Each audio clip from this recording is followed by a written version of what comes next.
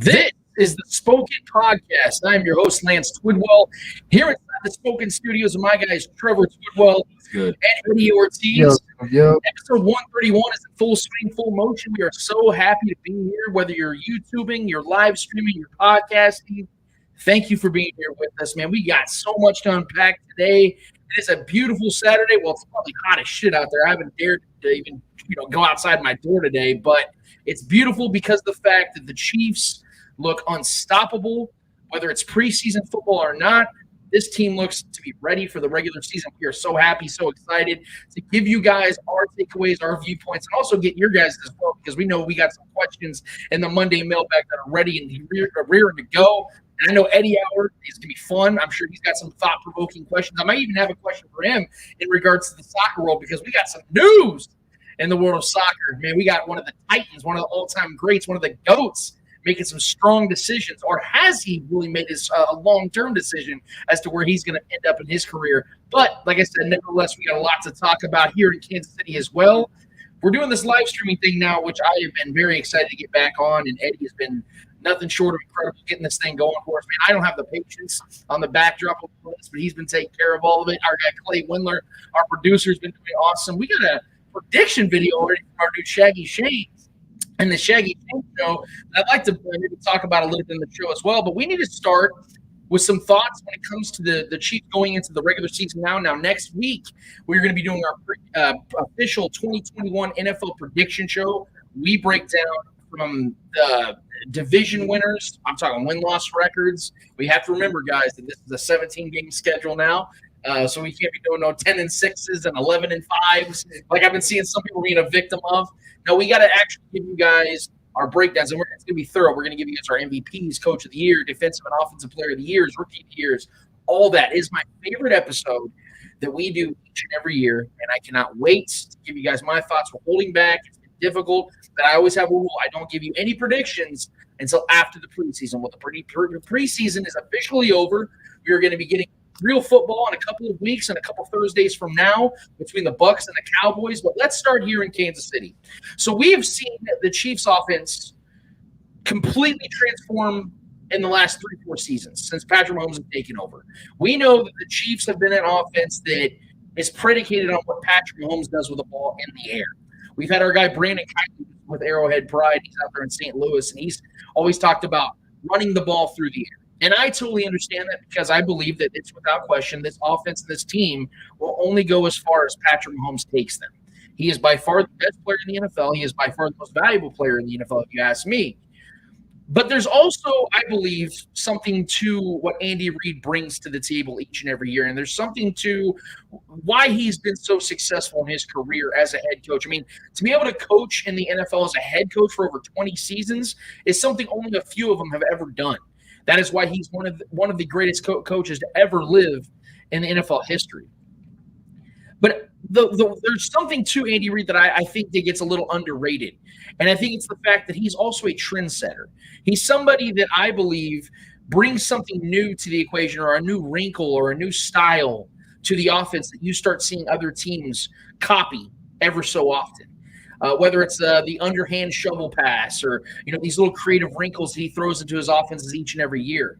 But there's something I would like to see Andy Reid continue. And what I mean by that is continue a trend with his offenses that I think are going to benefit him and his success and the Chiefs' success. And it actually has to do with running the ball a little bit more. Now, I know that sounds crazy, but I think we all could agree that with this offensive line being as strong as it now is, and Patrick Mahomes' jerseys being essentially clean outside of him running it to Xavier, the cornerback from last week that he ran into. Outside of that, he's had a clean pocket. He's had a clean jersey each and every week at the end of every game when he's holding the visor, he's holding the clipboard, and watching the young guys go out there and battle. There's been something to this offensive line that I think that is being underrated, though, is that the fact they're going to offer a lot of opportunities for the Chiefs in the run game. Now, I did some extensive research this week. I decided to look into what the Chiefs have been when it comes to time of possession and how it has helped their defense. Now, looking at the defense, we know that they have looked stout as hell in this preseason. And we're anticipating this is going to be one of the better defenses the Chiefs have had since Andy Reid has been here in Kansas City. And they've had some really good defenses. And I'm going to give you those numbers as to why I believe that this can be one of the better defenses the Chiefs have had in years since Andy Reid's been here.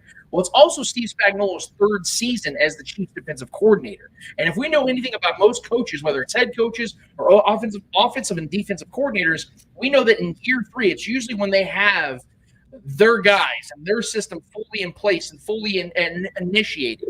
Well, this will be Steve Spagnuolo's third season as the Chiefs defensive coordinator. I think this is going to be where you really start to see this defense look as much of a Steve Spagnuolo style defense as we've ever seen. And we've seen, and early in preseason, how Steve Spagnuolo has really shown his hand early and often with blitzes from the cornerbacks, just straight out blitzes from his edge rushers, up front pressures. You've seen it early and often, and I don't think that's going to be something that we see only in preseason. That's going to be something that I believe we're going to see Steve Spagnuolo utilize often throughout this season and hopefully into the postseason as well. But when it comes to giving this defense the best chance to succeed, I think we all would agree that having 3, 4, 5 play drives that end up in a touchdown where Patrick Mahomes throws like a 40-yard touchdown to Tyreek Hill last night, it's exciting. But you also want to make sure that you're giving your defense a chance to rest and being on the field as little as possible, which is why I believe in the 2021 season, the Chiefs need to focus on having 10 to 15 play drives to allow their defense to be rested so they can be at their best by playing fewer possessions. Now, again, I went all the way back to 2013, and the only season the Chiefs have not had a top 15 defense since Andy Reid has been here was in 2018 when Bob Sutton did everything he could to ruin the Chiefs' chances of getting to a Super Bowl. Well, in these 8 seasons that the Chiefs have had a top 15 defense, I'm going to break them all down one by one. In 2013, the Chiefs were 6th in defense and 10th in rushing. In 2014, they were 2nd overall in defense, and they were 10th in rushing. The Chiefs in 2015 were 3rd in defense, 6th in rushing. 2016, 7th in defense, 15th in rushing. 2017, they were 15th in defense, 10th in rushing. 2019, 7th in defense, 10th in rushing. And then 2020, last season, the Chiefs were 11th in defense and 16th in rushing. So playoffs included. So if you look at this defense, the way they've been constructed, you've seen that the Chiefs have had at least an average to above average defense every year outside of 2018. And because of that, you've seen the rushing game also benefit off of it, vice versa. When the Chiefs established the run, you've seen the Chiefs be able to play at their best defensively, which gives them the best chance to win and later in the season, obviously in the playoffs. But it doesn't end there. Playoffs included. Since 2013, the Chiefs are 57-10 while allowing only 18 points per game in games that they have won the time of possession battle.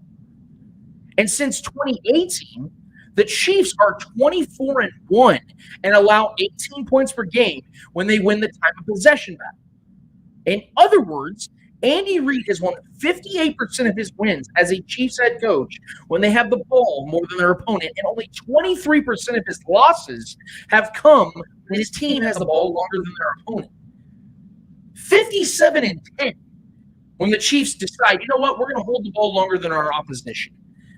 And think about that, guys. The only loss the Chiefs have since Patrick Mahomes has been their quarterback in the last 3 seasons, the only loss they have when they had the time of possession battle on their favor was against the Texans. And we know how that game went against the Texans in 2019 when they had a horrific interception call. They picked up the flag that was clearly holding on Travis Kelce. The defender was holding on him. They picked up the flag. That was negated. Chiefs should have a scoring drive on that one. You saw Frank Clark have one of his worst games as a Chief, where Deshaun Watson literally just runs over him for the game-winning touchdown. It was just a horrific game.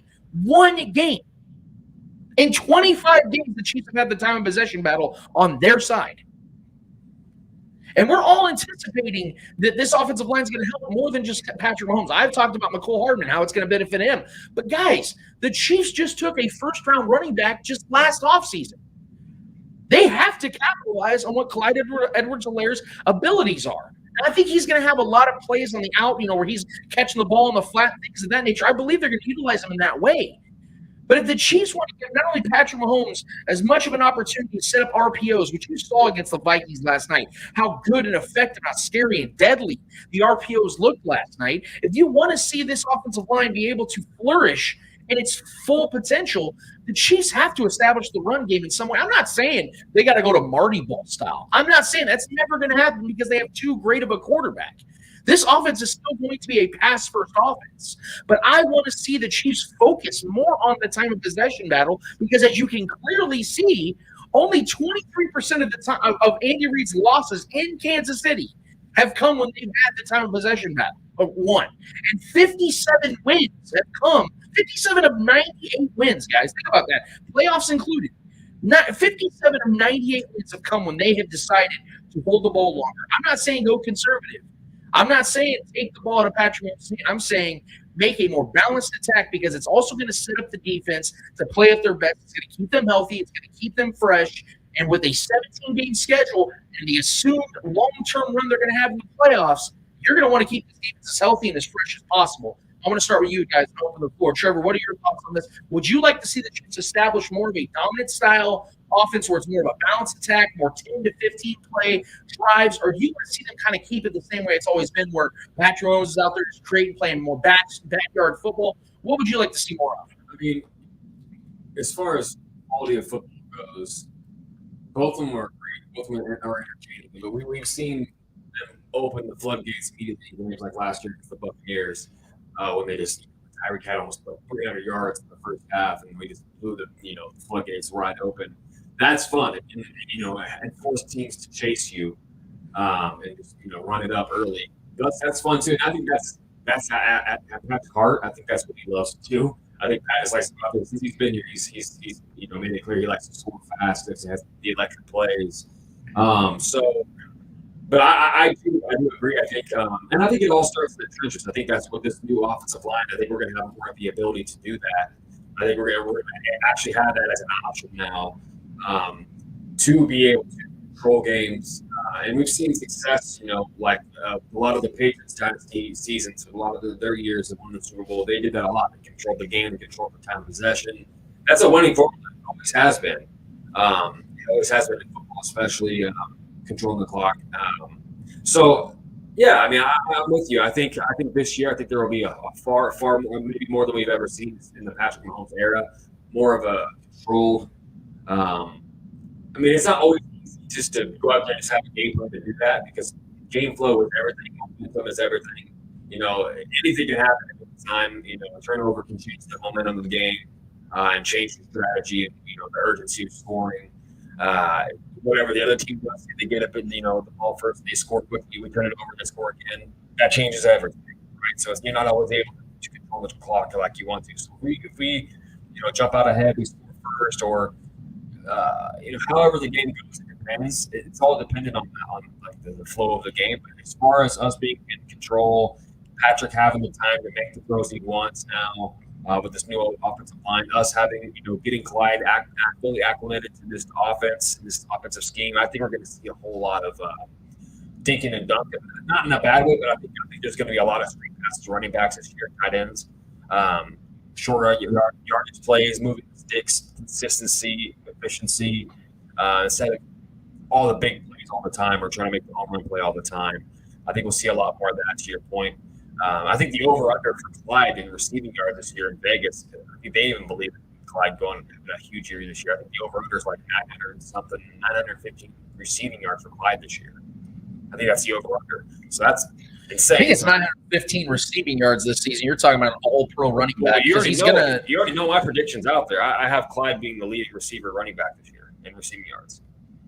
I think he could have every bit of 1,800 yards from scrimmage this year. Man, Alvin Kamara and Christian McCaffrey are going to be calling Trevor on line one. They might guest appearance on this show. They're not on the offenses that Clyde's in. So I know there's more mouths to feed, but I'm fully expecting that. And I think, to your point, I think controlling the clock is going to come to a lot of those kind of plays, screen passes to Clyde, and getting 5 to 8 yards chunk, at a time. And I think that's going to add up. And I think Clyde's going to have a huge year, not only in this rushing and controlling the clock, but catching those short passes. I think the red zone too. I'd expect some receiving touchdown for Clyde. So yeah, I like it. I like controlling the clock. I like having that.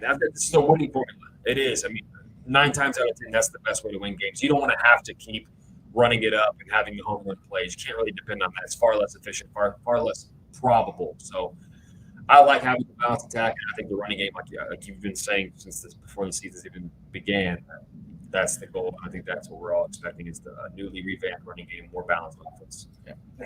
I'm also all for having possession of the clock. Clock. It's just like Trevor said, it's a winning formula. I don't think any team goes out there expecting to not have possession and expect to win. Yeah. We've seen the Chiefs do it because that was their winning formula back in 2018. Just coming back. Well, that's what teams trying to do against us, not against Mahomes. Exactly. So I do think time of possession is going to be a big thing for the Chiefs this year. I think that's what they're going to go out and play for. Now with the running game, with the new O-line, revamped O-line, I think they're going to have that ability to actually extend drives, just stay out on the field, help that defense rest up. Not constantly putting that defense out there and getting pounded every time. My only question that would be, has Andy Reid learned how to manage the clock? Because we know that has been Andy Reid's biggest struggle as a head coach in the NFL. Are we asking too much of Andy Reid adjusting to his style of play and learning how to manage the clock? I don't know. That's going to be a tough question to answer. I don't know if Andy Reid has already learned how to manage the clock. We've seen it last year that there were some times where we're questioning his ability to manage the clock in some of the games last year. And so I don't know with this new whole offensive line. I don't know if it's going to help Andy Reid successfully manage the clock this season. I don't know. It's less about managing the clock. His clock management issues are kind of like late in game situations where the game's tight and he doesn't know. He picks the wrong time to take a timeout or doesn't take a timeout. And too much time goes off. This is what we're talking about here. I think it's more about just extending drives, moving the sticks consistently, keeping drives alive. And I think Andy Reid can do that. He can create long drives that end in scores or at least 3 points. His clock issues have really been about mismanagement late in games. That's been Andy Reid's biggest issue. But at the same time, it's also that's possession that you're losing there. You know what I mean? Yeah, and this is why I feel so strongly about this stance. Is, I mean, first and foremost, I think we all could agree that Andy Reid knows how to win games better than any of us three combined. I'm just looking from the outside looking in. I'm thinking, okay, the percentages are everything. If you're going to go with the percentages of success, you look at the effectiveness. Like I said, because we go all the way back to 2013, but we all know that this all really started and is predicated on 2018 and now to present. And for me to see that they're 25-1 in these types of games where in these settings of time and possession. Now, that obviously doesn't mean they're running the ball 25, 30 times in every one of those games. Yeah. But that means that you're establishing an offense that's getting the chunk yards. You're not just going for the home run hits. And we've seen a lot of times, I think Andy Reid's play style call, and even Eric Bieniemy's to a degree, which is ironic because he's a former running back, they fall in love a lot of times with allowing Patrick Mahomes just to go out there and just chuck the ball over the field, which can and will work a lot of times. And you're seeing the adjustment from the defenses each and every week where they're playing a lot of cover 3 man. They're pressing up front and they're giving some soft cushion up in the back. They're going to allow you to get some chunk yards and chunk plays because they know Patrick wants to throw it over the top. So you're not going to see defenses playing like the Vikings where you have Rashad Breeland playing one-on-one man-to-man coverage and he doesn't even touch Tyreek on the line. You're not going to see that often this season because the Chiefs, especially in the first month, are playing some really stout defenses. So these defenses are going to make and force the Chiefs to beat them in the middle of the field and within 5 to 10 yards. So I want to see the Chiefs take initiative in that. And I think there's no coincidence here that they established this type of offensive line because when we first get an offensive line like this, people are just assuming, this is just to protect Patrick Mahomes. That's true. But even Patrick Mahomes himself has said that he has to learn himself on how to trust the offensive line. That goes deeper than just that blank statement. He's not just saying just to protect my blind side, make sure I'm not getting hit. It's to also trust that this offensive line is going to create things for him that he has never had here in Kansas City to this point, where he's had an offensive line that he knows is strong all throughout. He's had solid tackles throughout his NFL career so far. He's had Mitchell Schwartz and Eric Fisher his entire career to this point. Now he's upgraded. I think that Lucas Niang is more talented. Mitchell Schwartz was the better right tackle at this point, but Lucas Niang has more natural talent. If you ask me, he's a better overall athlete. And then you look at Orlando Brown Jr. Eric Fisher was a very solid tackle throughout his career at Kansas City. Orlando Brown Jr. is special. The dude was talking last night. He has a 30-pound, 7-month-old baby. Like, this dude's got genes, bro. He just got genes. And just listening to him in that interview too yesterday, he so much joy just like it's oozing off of that guy right now. Just he's so happy to be here, and that's what you want, man. He's happy playing the position he wants to play. Protecting for a quarterback he wants to play with. And he's driven. You guys think about it. He's got a big contract looming too. So, like I said, It's going to be a big decision for the Chiefs. and the Chiefs have an elite left guard in Joe Tooney. Creed Humphrey already looks like he's a 7-year vet in this league. This dude is just in stride. We got to talk about IHOP, Mr. Pancake, Trey Smith, and we can do it. My point is, I think there's a deeper meaning to just the word trust when it comes to Patrick Mahomes and trusting this offensive line. I think he's also talking about I can now utilize the RPO plays and allow my running backs, Jerick McKinnon, Clyde Edwards-Helaire, Darrell Williams, whoever makes that third and final spot, in my opinion, the running backs, which I do believe is going to be Darrell Williams. Although our guy Derek Gore looked really good last night. We can talk about that as the show goes on. But that's also an aspect of trust, is being able to say, I know my offensive line is going to open up the A, B, C gaps, allowing these running backs to get 4, 6, 7, 8 yards per clip. That way I don't have to throw the ball 39, 40 times a game, which, again, we don't have a problem with because we know that more than likely is going to pan out for the Chiefs. Patrick Mahomes doesn't turn the ball off often ever. He's going to throw a ton of yards, a ton of touchdowns. It's exciting. It's fun. But if we're trying to keep Patrick Mahomes healthy, keep this offense healthy, and furthermore, have a 15 to 20-year run with Patrick Mahomes, the only way that's going to happen is if we're keeping him upright. And when he's throwing the ball and setting back and drop back all the time, the chances of him getting hit more often is going to happen. The percentages are going to skyrocket each and every time. You look at the guys that have played the longest in the NFL. You look at Tom Brady, you look at Peyton Manning, you look at Drew Brees, even Phillip Rivers, guys like that. The reason why they were able to play so long, it wasn't just because they took care of themselves. They were smart. You notice almost every single one of them had dominant run games at least a large portion of their careers. Peyton Manning had Edgerrin James and Joseph Adai, and awesome stout offensive lines. You look at Tom Brady and all the running back stables he's had, man. You look at the way that Phillip Rivers had LaDainian Tomlinson and Austin Eckler and all Melvin Gordon and all these awesome running backs. They established run games.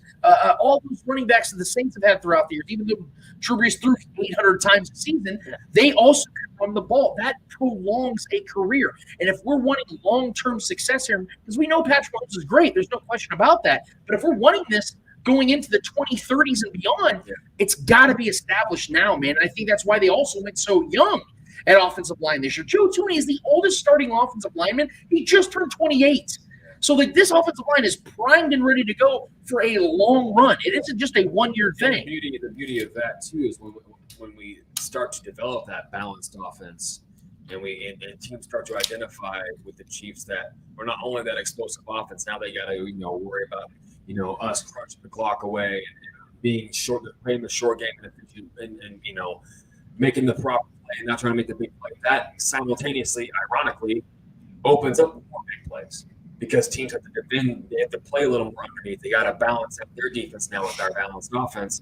That makes your offense that much more deadly because that opens up more opportunities to throw a big play in there without them expecting that it's coming. And we have maybe more than any other team in the NFL the speed to absolutely just break it wide open. With McCole and Tyreek, so having those two guys alone at any moment can just hit a go route, 9 route, take you to the house, so playing that balanced offense, having these extra tight end talent and having these running backs that can catch the balls and this new O-line that's going to help us push the ball forward with the running game is only going to open up more big play potential.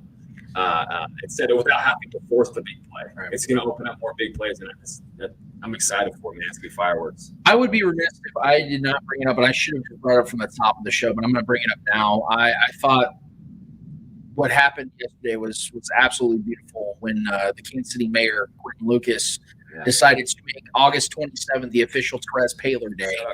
Yeah, I mean that was a humongous day, but it wasn't just Quentin Lucas, and I loved everything I heard him say yesterday about Therese Paylor, even though they weren't great friends or anything like that. He knew him well enough to be able to say, tell some testimony as far as what Therese meant to him personally, but to know what Therese Paylor meant to this city as a whole.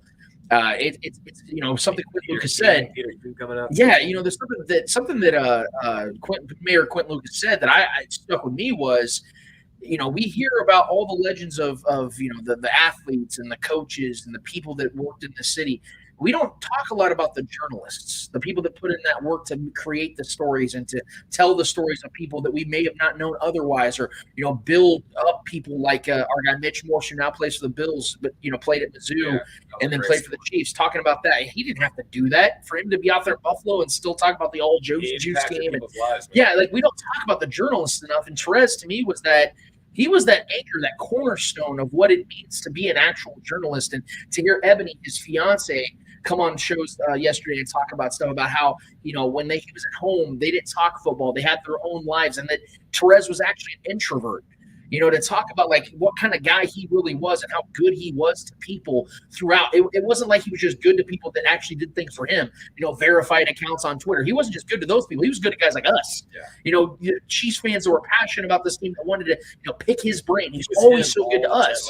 At all times, he was always him. Yeah. And so for the Chiefs to also retire his seat in the media room, to be able to, to retire that seat, have his own little place still there, to allow, a spirit of Perez in a sense be still in the media room, which he was the presence in that room, man. Everybody I know in the media in Kansas City, and just from my personal experience of seeing Perez at camp, he brought a presence to him, man, to the room and to the field and to everywhere he went. He just had this positive vibe to him, and you knew that he was going to bring knowledge. Every single time he was on a show, every single time I read a column from Perez, every single time he was doing his podcast with Charles Robinson on Yahoo Sports, you learned something. Like, there was something about him, man, and to see the Chiefs also donate to his charity fund as well, and to the Howard University, the fundraise, they raised over $100,000, a milestone triggering endowment status as well. So like you can tell how much this dude meant to Kansas City as a whole, like I said, because of how much people are putting back to the legacy of what he still is, what his legacy still is, and what it is still becoming.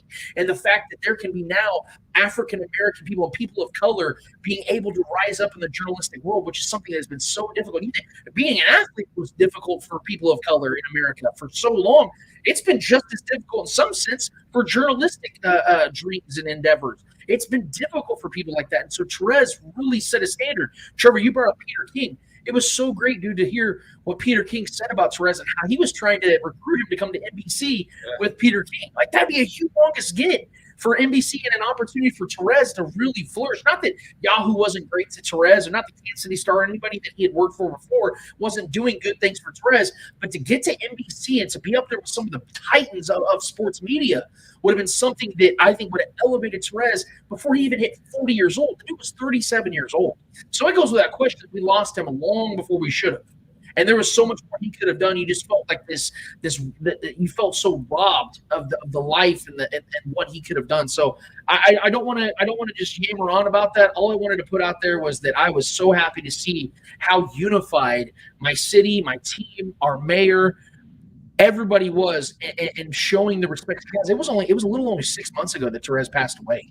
It feels like an eternity ago. It feels like, Trevor, you and I were talking about Chadwick Boseman, how that's already been a year to today. And that feels like that was only a few months ago. Well, Perez, it feels like an eternity ago because of just how much it hit us here locally. And for it to only be 6 months ago, man, it really brought back some emotions yesterday, listening to some of the testimonies and seeing the love and the outpour on Twitter and social media as a whole. So I wanted to pay our respects on our show here while we're streaming live and YouTubing and podcasting as well. We love Perez, and all of our love and best wishes to his family, and to Ebony Reed as well, his fiance. Much love and respect here for the Spoken Podcast. And I want to transition, though, to that game last night against the Minnesota Vikings. So we saw, at first, I'll be honest with you guys, I felt like, okay, maybe this Chiefs defense is showing us a couple cracks in the armor. Maybe they're getting exposed a little bit, early on. I will say that I thought my guy Willie Gay Jr. was an absolute animal on those first couple of drives. He looked, unstoppable. We saw last season, as the season progressed, when Willie Gay started to get a little more acclimated into the defense, how he could not miss a tackle. Dude was leading the team in tackles for like the last 2 or 3 weeks of the season.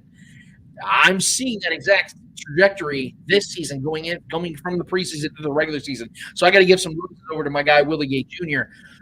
My overall takeaway from this game, it's preseason. We know that doesn't really count. But remember, we talked about this last week, guys, what I was expecting to see in the final preseason game, because everyone was concerned about the offense. Where's the fluidity? Is Patrick Mahomes struggling to learn around this offensive line? Three throws. His first 3 throws, they scored twice. Or I'm sorry, they scored on only 3 throws. And then the next drive, they scored. I don't know how that sideline judge ruled that an incomplete pass on Blake Bill initially. We'll let it slide. Yeah, at least it wasn't forward progress in the pocket against Marcus Mariota. Nevertheless, what I saw from last night's game, I want to give the offense a ton of respect. I want to give Patrick Mahomes and the first team tons of respect. Travis Kelce was getting those chunk yards. You saw Tyreek Hill's incredible grab and burning Rashad Breeland like burnt toast in the oven, man. I want to say, guys, that I think this Chiefs defense has a real opportunity to be elite this season. And I know that doesn't sound like a hot take because everyone's expecting to be good this year. But as I said before to open up the show, Steve Spagnuolo is in his 3rd season. And Steve Spagnuolo has been one of the best defensive coordinators of this generation. This guy beat the Patriots twice almost single-handedly with the defense scab with the New York Giants. We've seen what he's done with this defense in Kansas City. Changed the culture, yeah. Having Tyrann Mathieu as captain on the field, but him being the guy that, the shot caller on the sidelines, I really believe that he finally has all the pieces in place that he wants. And you're seeing the value picks, too. I talked about how Brett Veach crushed ass this offseason. Mike Hughes, a 30th overall pick in the 2018 draft. Chiefs got him for a 6th-round pick. And I think the Chiefs got a 7th-round pick in return with Mike Hughes, and we're seeing the effectiveness. I know the play was called back on the special teams play. Dude took it to the house regardless, and it didn't really have much to do with what he did on the penalty. And then you're seeing players like Lord Jarius Sneed playing huge again. This dude was a flyer pick too. Trey Smith, flyer pick. I know that's on the offensive side, but we just got to talk about Brett Veach crushing ass this offseason. All these guys. Yeah. And Tim Ward, a humongous play at Kano, another flyer player, recovered on the pit on the. I don't know if they ruled it a fumble or an interception, but it was a turnover nevertheless. We got to focus on this defense, man, for the preseason. I know the offense is going to be fine. We all know this is going to be a great offense, elite offense, maybe the best offense we've seen out of the Chiefs ever. But as I stated before the season, and our guy Marty McDonald and other people have been stating now, this is the best roster, I believe, in Chiefs history. And it's not because of the offense. It's because of this defense. It's so talented on both sides, offensively and defensively. I was telling you, I think it's the most talented tight end room we've had too, overall from top to bottom. And I want to mention Nick Bolton too. I know he didn't have any big plays, but I was just I rewatched the gameplay last night, and I was just watching him. He looked like a veteran out there. His time, his ability to know when to shoot the gaps and get it there. He's not fast. He's quick. He's got quick feet. Like I was telling you that play when Kirk Cousins thought he was going to get the edge and escape the pocket and run for the first down. Nick Bolton came out of nowhere, man. Met him at the before he even caught the edge. He's like, oh shit. And he immediately ran out of bounds because Nick Bolton was on him, man. And he came out of nowhere and flew. He had that quickness to get to that edge and beat him there. I like what I'm seeing from these youngsters, and Nick Bolton and Willie Gay. Willie Snead, I'm telling you right now, Willie Snead is going to have his own island in this league. The guy is going to be an elite cornerback in this league, I think, for at least a good handful of years. I think he's going to be one of the best picks we've made in a while defensively. I love what I've seen from this defense overall. Tyron wasn't even really out there much, to be at full strength. Frank Clark wasn't out there, so I'm excited once we got the full crew out there. Yeah, man, especially in the red zone, was the biggest thing we needed to work on defensively was stopping teams in the red zone. A red zone offense and red zone defense is what we kind of struggled with last year. We didn't finish enough drives last year in the red zone. We settled for a lot of field goals, which is ridiculous when you have Patrick Mahomes and the weapons we have. But a lot of that comes with, the offensive line. This revamped offensive line is so talented, man. I think obviously coming with the running game too, we're going to be able to punch in a lot of balls in the red zone too with our running game. So just excited all the way around. Yeah, as far as talent, this might be the most talented roster, top to bottom, man, we've ever had. We've had a lot of great names in these locker rooms, but overall as a collective and coaches and everything, I think Steve Spagnuolo is going to have a lot of fun. And keep in mind, man, we let Rashad Breeland walk, and we kept Hughes. We kept these youngsters. We kept Rashad Fenton. DeAndre Baker. Yeah. Hughes and Baker especially. We kept those guys around, and we let Rashad Breeland walk. We could have, which I was kind of upset about at first because I wanted to bring Rashad back and made a lot of sense, and I think he wanted to be here. But maybe they made the right decision. Maybe these youngsters have something that Rashad didn't have. And I'm loving what we're seeing with Hughes. I think we know who Baker is. Baker's been a great player when he's on the field. He's just got to maintain his health. That's the main thing. But yeah, I'm looking forward to. I think this defense is definitely going to take the next step in year 3 for Spagnuolo. Yeah, this defense looked sloppy at first. I'm not gonna lie. The first drive was kind of like, oh, like what are you guys doing? Like, come on now. I know it's preseason, but geez, but they got this shit together. It was like a couple plays, and then they started like you can tell Chris Jones was not out there just because they couldn't get to the quarterback in the first couple plays. But then Hitchens came out of nowhere and got Kirk Cousins just fucking rocked. You guys see Chris Jones? I believe there was a penalty they called on 95. He tweeted out, he goes, "Man, I got penalties. I'm not even playing, bro."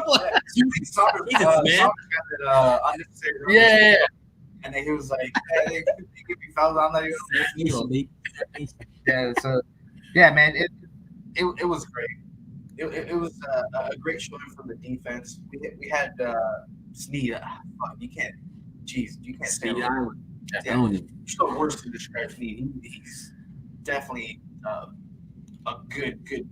I would say that's safely put. Yeah, that's safely put. I don't want to say great because it's still too early, but I want to say he's a very good. And the 12 games we've seen of him, not preseason included, he's been stellar. I don't remember who, but I know they did a redraft and then he was picked 7th overall in the NFL draft. He's so versatile. He's a good tackler. He's great coverage. He can play safety. He was the 148th pick in the draft. He can blitz. Yes. He can get your quarterback like it ain't nothing. So think about all the motivating factors too on defensive side in particular, but even on the offensive side. I mean, all the motivating factors. Okay, look from the top. I mean, Chris Jones, he's going to play a lot of edge this year. What's the significance of that? Well, he can set a single season record that Justin Houston currently holds for the Chiefs. I believe it's 21 and a half sacks. Chris Jones is going for that record. I'm not saying he's going to get it, but he's definitely going to go for it. And if he starts out early on the edge, there's no in the hell Chiefs are going to put him back in defensive tackle. He's to do in the middle. Yes, think about the motivating factors. Frank Clark, we don't know what's going to happen with his future, but he also knows in the back of his head that Chiefs can part ways with him after this season. If he wants to stay here in Kansas City and get another big contract, he's got to play well. Tyrann Mathieu, we all know the situation going on with him with his. I'm still sticking with the inevitable contract extension he's going to get with the Chiefs, but he's going to want to get paid like Jamal Adams just did a couple weeks ago. You look at Jerry Snead, Mike Hughes, DeAndre Baker, guys that are still really fighting to prove their worth in this league as former first-round picks to get themselves another payday eventually. Chris Jones, if he falls out also, not just the record, he might even be able to himself into a contract extension as a defensive edge. And we all know it's the edge rushers that are the ones that get paid on the defense because they're the most valuable player on most defenses. So if he goes out there and balls out going into year 3 of this next contract with the Chiefs, he could say, hey, give me a contract extension. I'll be a defensive edge, and I'm going to get paid like one too. That might set a whole other circumstance to controversy for the Chiefs, but we'll get to that when it's able to be crossed. Yeah, paddle pay under the table. But then look at the other side on the offense. I mean, on the defense too, Anthony Hitchens. This could be his last year. But think about this might be his last year as a Chief. If he goes out there and leads the team in tackles or plays really well, the Chiefs might be tempted to give him a contract extension, or at worst, he has the Super Bowl tax. He has the ability to play so well at 29, 30 years old. He might get himself a long-term extension with somebody else. Maybe the Cowboys start back with where he began, a team that might need his help on the defensive side. McCole Hardman, we talked about him. Orlando Brown Jr., his payday might be coming up. There's so many players out there, man, on this team. Yeah, so many players on this team right now that are trying to prove their worth and are trying to get paid. So you look at this team, man, the fact that they got embarrassed in front of the world in a Super Bowl just 6-7 months ago, right? That all these players on this team that are either newly acquired or guys that just played on this team last season or have been there for the long haul. There are so many different motivating factors on this roster as it currently stands. That has to excite all of us here, man, because of the fact this is the perfect. Because in most cases, I've heard so many people comparing this to, when teams lose in the Super Bowl and they come back the next season, it's usually rough for them. How many of those teams? I don't even put the obviousness out there. Patrick Mahomes and Andy Reid. How many of those teams not only had that, but so many motivated players to not only prove that was a facade of what really took place. There was missing context to that Super Bowl, but also the fact that their individual careers proving that they deserve a shot to get paid to be on the grand stage with a team like the Chiefs. Look at the Patriots. They made it work.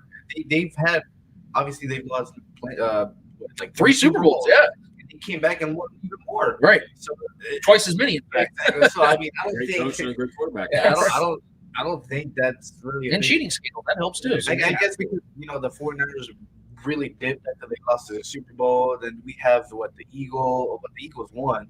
The Patriots came back and won the following Super Bowl, I think. Right. So I mean, losing the Super Bowl, it can be heartbreaking in some. I think it's more heartbreaking. It caused a team to dip when these are veteran players going into the Super Bowl when they're in their mid 30s, late 30s, early 30s. That's when a team comes back the following season, kind of like dismantles because of all the injuries and all that stuff following a long season getting to the Super Bowl. I think that's where the biggest issue comes for those teams that fall off a cliff right after the Super Bowl. And the Chiefs being so young and just, being so athletic. Yeah. Well, in a lot of cases, too, a lot of teams that fail are a lot of teams that are like lightning in the model type of teams that overachieve or a lot of these teams that get there to the top and they fail and they fall hard. A lot of these teams dismantle and fall apart and they don't become like we're attempting to build a dynasty here. We've managed to keep everybody around. All of our main players outside of Tyrann Mathieu are pretty much locked up for long term. This is a different scenario compared to a lot of other comparisons. This is that we're trying to the trajectory is a dynasty here. That is the goal. That's what we're doing. That's been the goal since Pat's been here. That's been the word around town. So this is different. We're not falling apart like these other teams. We got slapped in the mouth. And, we had open wound last year. We were scarred up. It's healed up. The scar tissue's there. We're ready for battle again. Players have openly talked about getting smacked in the Super Bowl and themselves getting motivated to go back and show them that. Yeah, you think it's been a long 6 months for us? Imagine being those guys. Nothing's more motivating than failure. Yes. When you're winning, it's easy to lose motivation. Trust me, you're more motivated when you got that reality check of failure. And in most instances, because if we're going to make comparisons here of teams that have lost Super Bowls and came back the next year and how they played and how they differed, most instances when that happens, you start to see those teams dissipate. Coaches get hired, coaches retire, players retire, players get traded, players get cut. The nucleus of this team is still very much intact, man, and we all know the real reason why that team lost the Super Bowl. You put this offensive line in that Super Bowl, the Chiefs are rolling the Buccaneers. No disrespect to the champs. But you saw a healthy Eric Fisher in Tampa just like 6-7 weeks before the Super Bowl. How different that game went. Yeah, well, yeah, they were also missing a couple of players in their defense. I get it, but the guys they were missing weren't as key as Eric Fisher. Like I think it's Vita Vea. Vita Vea was missing. Good player. Yeah. But the Buccaneers could still, because they got to the Super Bowl without Vita Vea. I think his first game back was the Super Bowl. So it wasn't like the Buccaneers, we lost Vita Vea, so we can't make it. No. Everything went right for the Buccaneers, and we knew that everything went wrong for the Chiefs. And that game was an embarrassment. It sucked. Kept them out of the end zone, all that shit.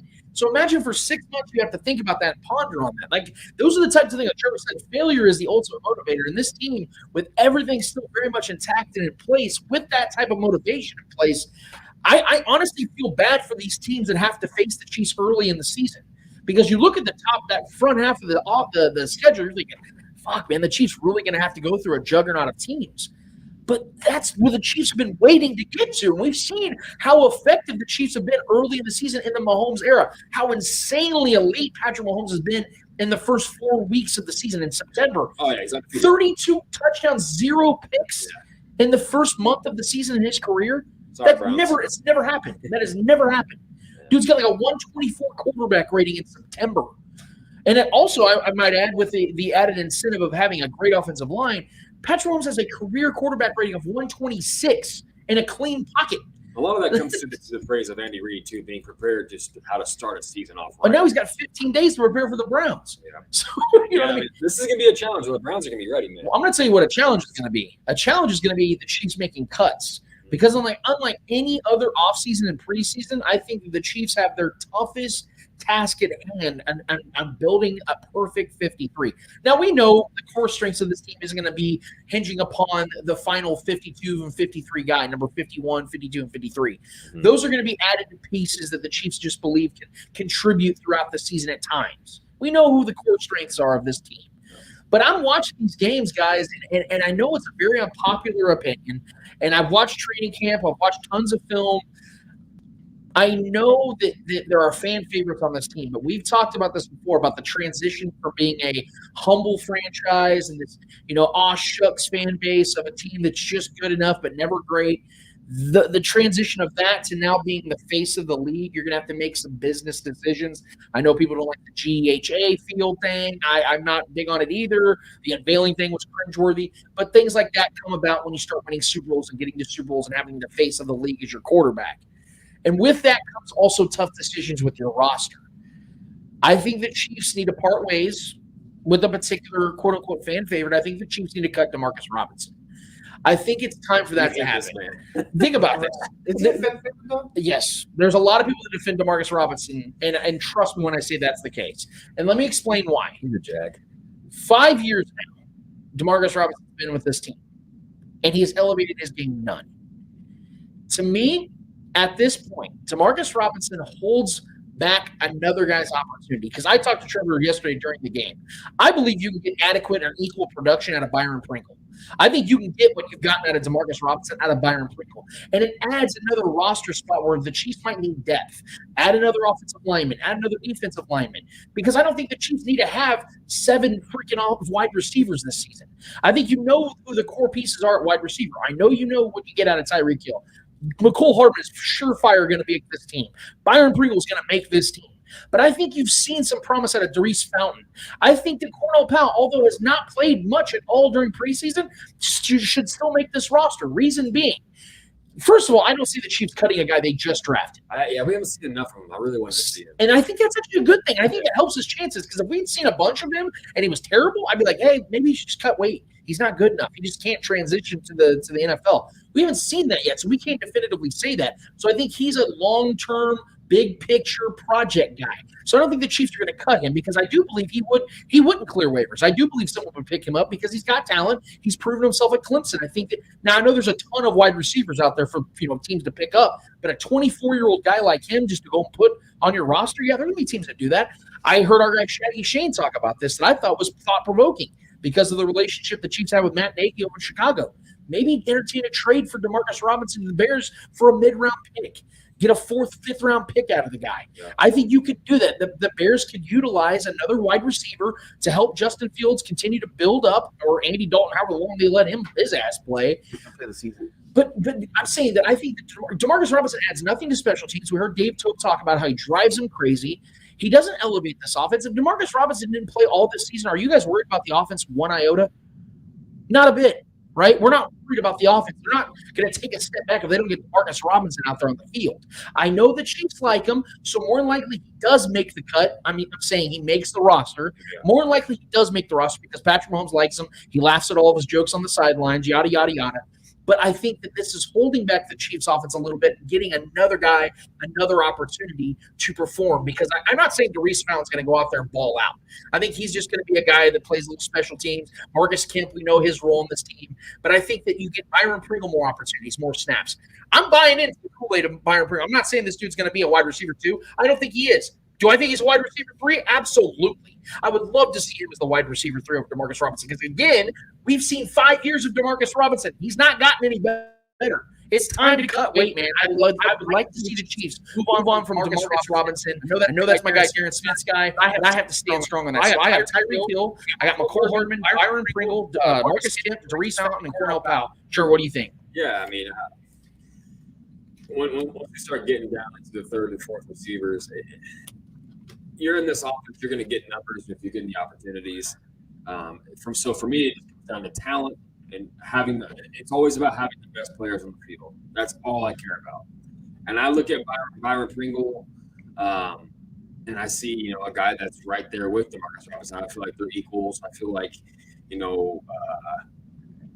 I think Byron Pringle is a safer player in my mind. I think he has, because I feel like it's kind of unpredictable sometimes with DeMarcus Robinson. He gets very indecisive when he gets the ball, and he doesn't have the best hands either. He's made some great catches and he's made some huge plays through the Mahomes era so far. And him and Mahomes are boys. He's in the clique. I do trust Byron Pringle more to make the right play. to hit the route on time, be on the time. I just feel like he's more trustworthy. I feel like he's got better hands. I feel like he's a better route runner. Maybe not the better athlete. I think Demarcus Robinson's a really good athlete. I think he's fast. He's very durable, and is has the speed to hit the home run play. But I just feel like he's kind of a sloppy player. I've always supported him. Like, if he makes his roster, I support that too. I just want the most talent on the field. I want the best players on the field. So when we're going to sit here and have a discussion about, who's the third, fourth, fifth receiver on these teams, for me, it's kind of just a toss-up. I feel like, Pat's going to get the best out of these guys no matter who's out there.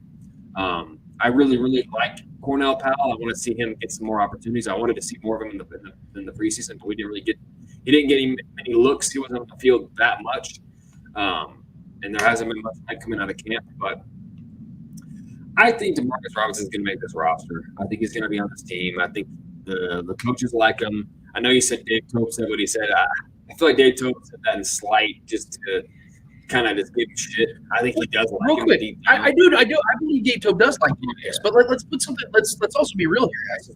The Chiefs coaching staff never talks like that. Like, the last thing we heard that honest from a Chiefs coach was when Eric Bieniemy talked about Patrick Mahomes and how he's a competitive prick.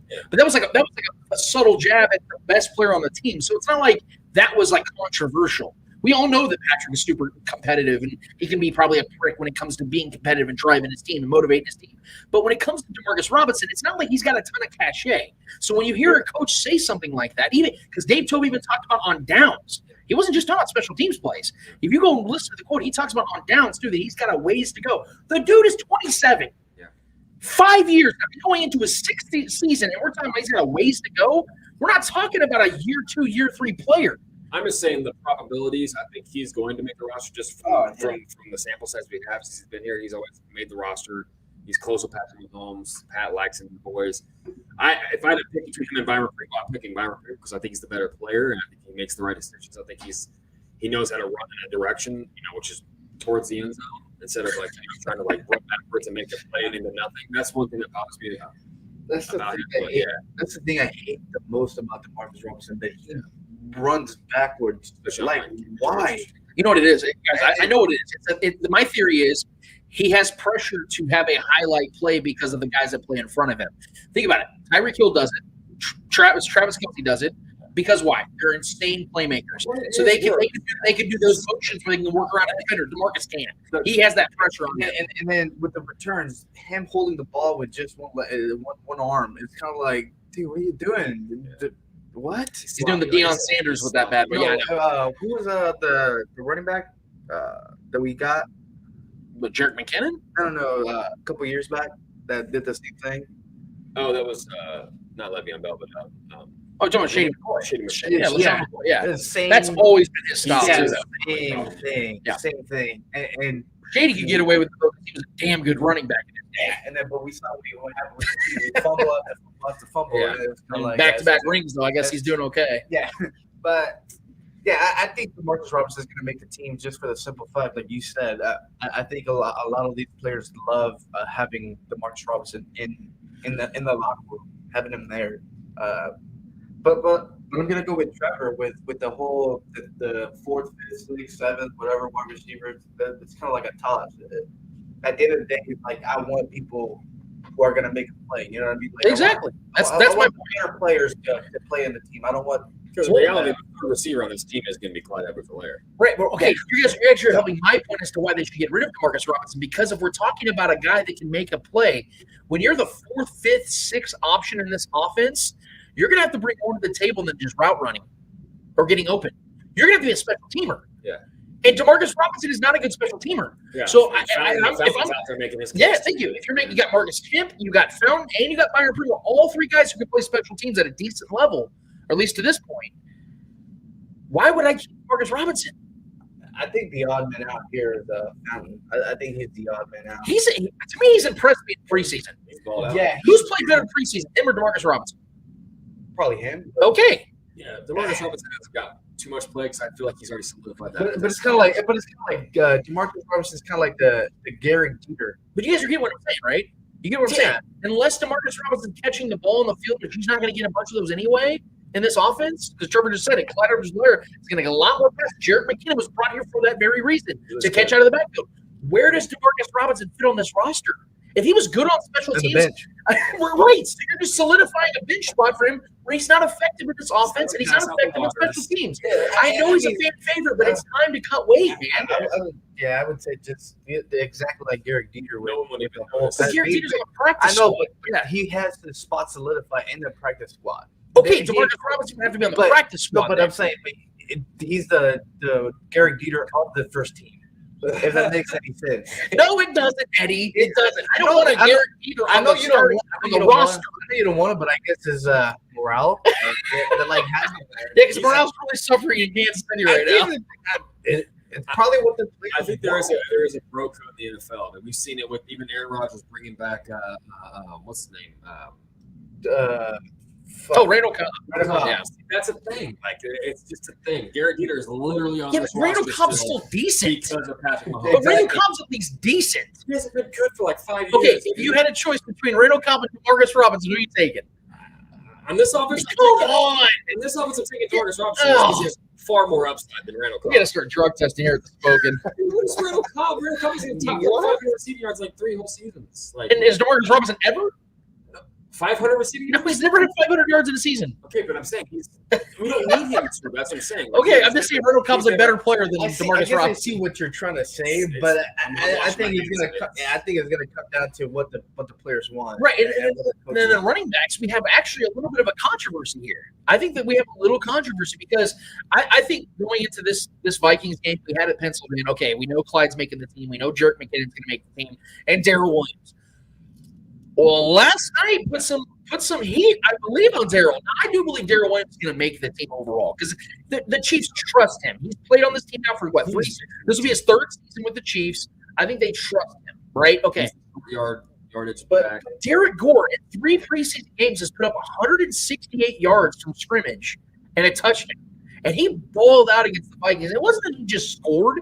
It was the way he was able to instinctively move with the tackles and with the blocks and around defenders, how fluid his bottom half of his body was. Our guy Clay Windler, we were talking on our chat in the Chiefs Migos chat last night, him, Shane Williams, and myself, and he was talking about how he played a lot like Terrell Davis. Mm-hmm. Now, obviously, Terrell Davis at this point is clearly a better player, but you can't ignore some of the comparisons that we've been hearing because even Andy Reid, he might have been just doing coach speak and being nice, but he compared Derek Gore's style to Gale Sayers from back in the day and the way he played and how he's so aggressive. And that was something we gave Darrell Williams in 2019 as to why we liked him in this offense because of how strong and stout and aggressive he played. Guys, have you watched Derek Gore and the way he's played? It plays a lot like what we saw from Darrell Williams early on as well. And so for me, I don't think it's just going to be an easy cut. I do believe that ultimately they're going to keep Darrell Williams and have 3 running backs on the roster. But Derek Gore definitely opened that up because we were sitting here talking about can Darwin Thompson work his way in. I like kind of like what Jody Fortson did with Noah Gray. I think that Derek Gore has overshadowed Darwin Thompson now. Yeah, I mean, the kid's electric, man. You can't deny what you see. I didn't even know who he was. Like, before, I really didn't even know. Our guy Blake Sneeders from A10 actually went to school with him, played football with him. So he's a local kid. He's a local kid. Okay, yeah, I didn't even know who this kid was. I'm going to be 100% honest. I didn't even know who he was, and then I saw him popping on the screen, and I'm like, who is he? Like, we signed Frank Gore. Like, what's that? Yeah, so I mean, Frank Gore. He went to Louisiana Monroe. That was his college. But Blake Sneeders knows him and played with him. Now, yes, I love stories like this. But I'm hoping he makes the roster, man. I'm rooting for him. I'm hoping we have a lot of talent, man, on even this running back. I mean, even Darwin Thompson is good. He's out there popping too. Darwin Thompson is always a guy that's constantly. He kind of reminds me of Spencer Ware in a way. He's always moving forward. He has that ability just to keep moving forward. Jarek McKinnon's making this roster. Very good pass catcher. He's looked good on film too. But I mean, that home run last night. I mean, granted, it was late in the 3rd preseason game against the Vikings defense. Going to be terrible this year probably. So either way, I mean, he followed the blockers really well, like you mentioned the other night. He knew how to keep and he followed his spots. His rhythm was just on point. And as a running back, maybe a 3rd running back, 4th running back on this roster, I would love to keep the kid around. You like having those fiery young guys, that spirited guys that can light up a locker room, and who knows, man? He can learn from these other guys ahead of him. He can learn from Clyde. He can learn from these other guys that are not only his peers, but are guys that are above him. I like what I've seen. I hope he makes the roster. If not, it is what it is. He might shine somewhere else. I mean, he just made a nice highlight reel for himself. If he doesn't make it here, he can land somewhere else and make a name for himself. What's more likely to happen here, Lance? Could we see 4 tight ends or 4 running backs? Because Henry has one hell of a decision coming up, and either you're going 4 tight ends or you're going 4 running backs. This kind of segues into what I was talking about with wide receivers, because if you can cut Demarcus Robinson and keep him out of the equation, you could then go 5 wide receivers and open up that ability for having a roster spot. Okay, no. That's why I brought that up, because it all adds up. You got to fit 53. They're at 80 right now, I believe. So they have 27. They're an 80-man roster right now. They have to cut down to 27 by week 1. So you're going to have a lot of guys that are going to clear waivers, and then the Chiefs can pick them up on practice. But I bet Darwin Thompson and guys like that will probably be that, where they just fall. Nobody else picks them up in the waiver wire, and the Chiefs just pick them up in their practice squad. That's how they do with Gary Geter all the time, things like that. But that is a tough one. I still think it's going to be 3 running backs, because the Chiefs, we all just addressed this from the get-go of the show. They're not going to be a heavily running style offense. Clyde Edwards-Helaire is a first-round running back. It's not going to be a running back by committee here. They know the bulk of the carries are going to Clyde. They brought in Jerick McKinnon as a veteran running back who is a dual threat, mostly better in the passing game than the run game. And Darrell Williams, the guy the Chiefs trust. I think that's the stable they're going to hold on to. But like I said, I think Cole really made it interesting last night with his performance and how he's played over the last couple of weeks in particular. Because at running back, we all know this. When they call upon you, you have to perform. We've seen this a million times in the NFL. Guys were undrafted, like Willie Parker, remember from the Steelers, set a Super Bowl record for rushing yards. Undrafted free agent. There are running backs throughout history that no one knew. There's a ton of Derek Gores out there that no one knew that all of a sudden became Hall of Fame players, or more realistically, had really good careers, really good, a couple seasons here or there. They performed at a high level, got paid, and cashed out. Derek Gore could be a guy like that. I'm not saying it's going to happen, and more than likely, if it does, it won't be here in Kansas City. But things like this, so I'm not going to sit here and push that guy away, or sit here and try to downplay what he's done in the preseason. I think he's played well enough to garner enough respect to sit here and consider that he could make the roster. It's such a volatile position, running back too. I mean, bodies can drop in an instant. We've seen Clyde and Darrell Williams get banged up simultaneously. And we even back a couple seasons ago with Damian Williams, him getting banged up, and you always need those fill-in guys. So if he can become one of those fill-in guys that can be a 3-down back, which he looks like he could be a definite 3-down back. I'm not sure about his pass catching skills. But the kid had burst. I mean, you can't deny what you saw. I mean, regardless of if it was a third preseason game, playing against third string, second string guys out there fighting his defense, he was out there playing like he was earning his spot. Now, Eddie brought up the tight end position. I 100% guarantee the Chiefs have 4 tight ends this year.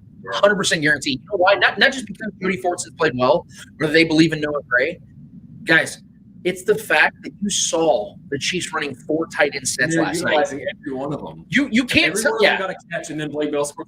You cannot tell me. You cannot tell me that's a coincidence. All 4 of them got catches. Yeah, and Blake Bell scored. You cannot tell. Now Brett Veach might be. They might have showcased a couple players last night to maybe get some trade, assets out of this. Yeah, there could be some of that. I don't think it's going to be a tight end. I just, guys, I think the Chiefs believe in Jody Fortson. It's Demarcus Robinson. Yeah. Hey, I'm just saying right now, if you heard the Chiefs, if the Chiefs got a 4th or 5th round pick out of Demarcus Robinson, let's say the Chicago Bears, like our guy Shaggy Shane said, sign me up. Thank you. Okay. So that's all I'm saying. He's a nice little trade chip right now. Okay. The tight ends right now, guys, I can think about it. Of the 4 tight ends, you have Travis Kelce, you have Blake Bell, Noah Gray, and Jody Fortson. 3 of those tight ends are pass catchers. They're not blockers. They can block. Travis Kelce's a decent blocker. I think Noah Gray was okay in college. Blake Bell is he's by far the best blocking tight end on the team. That's the sole purpose for us. Don't let that catch last night at CU. He's on it. Okay, I'm just saying that 3 of these 4 guys are guys that are here as receiving options, right? So think about that. Think about this offense, okay? Juggernaut offensive line with Orlando Brown, who's 6'8", Trey Smith, who's like 6'6". You have Lucas Yang, who's 6'7". Like these monsters on the offensive line, right? And then you have three guys out there that you can just throw at any given time. Three tight ends you can throw out there that are 6'4", 6'5", 6'6". Yeah. Like, how does that make it a bad thing for this offense? I mean, you have three because we focus so much on the wide receivers about, well, who's going to be wide receiver this, wide receiver that. Guys, we know that Tyreek Hill and McCole Hardman are undersized burners. They're not big, physical, strong dudes. So this offense needs to add a little bit of that to the equation. What better way to do that than have essentially three wide receivers as tight ends on this offense? It adds so much versatility because, like we talked about, the 4 tight end sets, you had all that extra tight end blocking ability for Patrick Mahomes. You want to do extended plays, power motion offense. If you want to, do a little toss, HB toss for Clyde Edwards-Helaire or Darrell Williams, you want to get a more of a physical style game. Yeah, you get that. Those tight ends offer that for you. Extreme speed and extreme height. Yes, that's a dynamic that is rare. So I think those 4 tight ends make this team because they've all played well in preseason. They've all earned a spot to me, and I think this offense is that much more dangerous and efficient when you have that many more big bodies out there. They are physically gifted like these tight ends are. I'm okay with keeping 5 wide receivers if it means we keep 4 tight ends. That's how committed I am to it. I really am, man. I'm not saying Marcus. More than likely, he's going to make the team. Yeah. To me, though, I just think he's maxed his.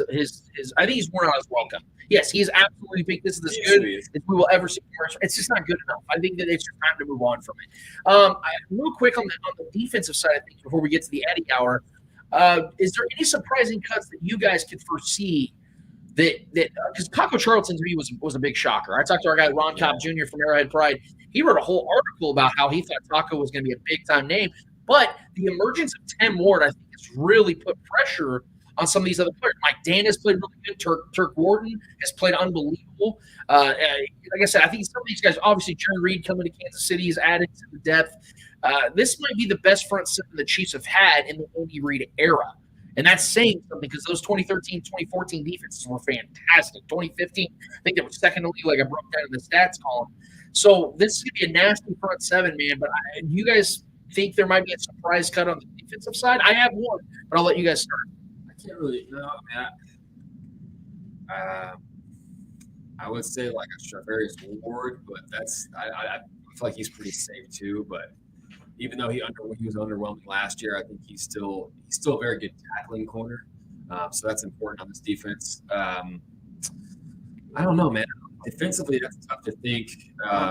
Maybe an Armani Watts with Thornhill being, performing well and being healthy. That's a possibility. We need that depth.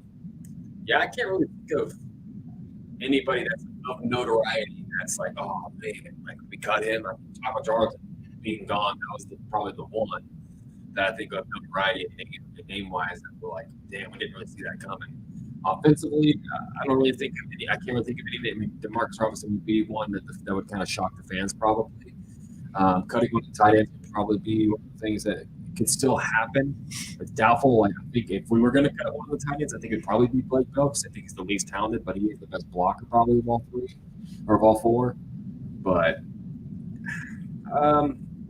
yeah, I don't really think, man. I don't really think there's any names that would shock me or like sitting sideways on the defense that would cutting wise would shock me. Shocking me. Whew. Maybe Thornhill being cut, but that we stuck it out. I don't think that. Yeah, I don't know. Isn't it funny how after he makes that diving, insanely great interception that like everyone just kind of forgot like about the worries we just had about him in camp when he was running with the 2s and 3s. Like all of a sudden, like people just stopped talking about Juan Thornhill. Oh, he's good. Like he makes that diving interception. Like, oh, he's good. He'll be fine. I mean, that would shock me. Maybe one of the cornerbacks. Here are 2 names that I could potentially get cut that might shock some people. And I've already said his name before on the show, and I think there's still a strong chance he could get cut just because of like I said, the depth that Chiefs have. We've seen NFL writers talk about how this is maybe the most talented outside of the Bucs, the most talented front seven in football. That's how good this looks right now. Talented. I didn't say best, but talented. Yeah. I think that Alex Okafor could get cut. Yeah. I think there's a strong chance. He's banged up. He hasn't really done anything in preseason to this point, and being a veteran player who's already played this defense, you would expect him to do something. He was and he hasn't done anything. out there. We brought him back. Yeah, that's what I'm saying. He already played here. Yeah, he's familiar with the defense, but I don't know if he's really cut out to play all season. Like I said, he's already banged up. That's a bad sign. And Colin Saunders, I think he makes the team, but I think that's a guy that's definitely on the bubble. Yeah, I like him a lot. The Chiefs really like him, but they also really like Taco Charlton. Yeah. And I don't know if Colin's going to make the cut, man, because he was very quiet in training camp. He's been good in preseason, but I don't know if he's been good enough to like solidify 100% sure making the team. So those are two guys on the defensive side to watch. But I think on the offensive side, like I said, I think mine is the guy that I would like to see cut is Demarcus Robinson. But I also think that you're going to look at somebody on the offensive line. I think Kyle Long is still my guy. Yeah, and I would entertain the thought that the Chiefs might trade Laurent Duvernay-Tardif. They try to get a trade out of him because he's not going to start, and he's a starting guard in this league, and he's got a very team-friendly contract. He's only owed $7 million this year. There's always injuries on the offensive lines throughout the league, so they say, hey, the way that works. Yeah, hey, LDT, man, like, hey, look, he's not going to start for you guys this year. You already have your solidified guards. What's to say we give you a 6th-round pick for Laurent Duvernay-Tardif? At this point, man, like you have Austin Blythe sitting back there, you have your Mike Rimmers, you have your Allegretti's, you have your guys behind Andrew Wiley. The Chiefs have a deep core of offensive linemen. LDT and Kyle Long, to me, man, although they both came back to help this team, I don't really know how they're going to help this team unless somebody in front of them gets hurt. And with the youth that this offensive line has, I don't see that being the case. Yeah. So those are my two guys on offense. Those are my two guys on defense. We'll leave it there.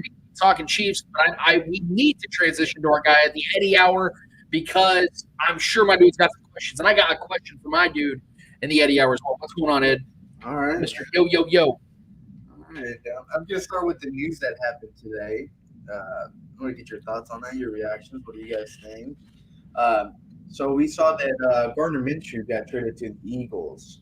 Now, what does that mean for the quarterbacks that are currently in Philadelphia right now? Well, Trevor did mention that it was going to be, and I don't want to steal your thunder here, but it adds incentive for the Eagles to play Gardner Minshew because of the 6th pick that they gave up a conditional can drop to a 5th. Is that correct? Correct, Trevor? Yeah, it can to a 5th.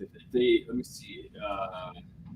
So Jaguars are sending QB Gardner Minshew to the Philadelphia Eagles for a conditional 2022 6th-round pick per source. The 6th-round pick could go to a 5th if Minshew plays at 50% of the plays in 3 games this season. I still 100% believe Jalen Hurts is going to be the starting quarterback of this team. He's super talented. He's very talented. I don't know if it's going to be the long-term answer, obviously, for the Eagles, because I fully believe once Deshaun Watson's situation, if it does clear up, that's probably going to be where he lands because the Eagles can give up so much in equity and draft picks alone to the Texans, and you're sending it to the NFC. I think that makes a ton of sense. Washington football team as well. Those are the 2 teams I'm looking out for with Deshaun Watson. Gardner Minshew, to me, I think it's because of his personality, how funny he is. Like, we talk about like Alex Smith and like nobody hates Alex Smith outside of me is because I don't hate Alex Smith. I just couldn't stand him as a player. But the reason why people defended Alex Smith and like Kawhi Leonard, guys like this, because why? They're quiet, they don't cause controversy, so people always protect them, right? People like Gardner Minshew because why? He's got this charismatic vibe to him. And he's got the fun, like, crowbar mustache and the mullet. And he's fun. He's a hick and all this other stuff, right? He exemplifies, he exemplifies America and what it's all about, right?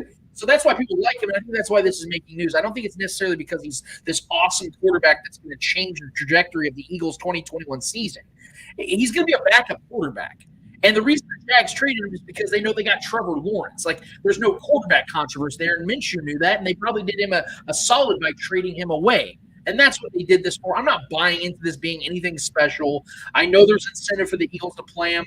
I still don't think he's going to win the job, especially this close to the regular season. The offensive differences and learning the lingo and the language and things of that nature.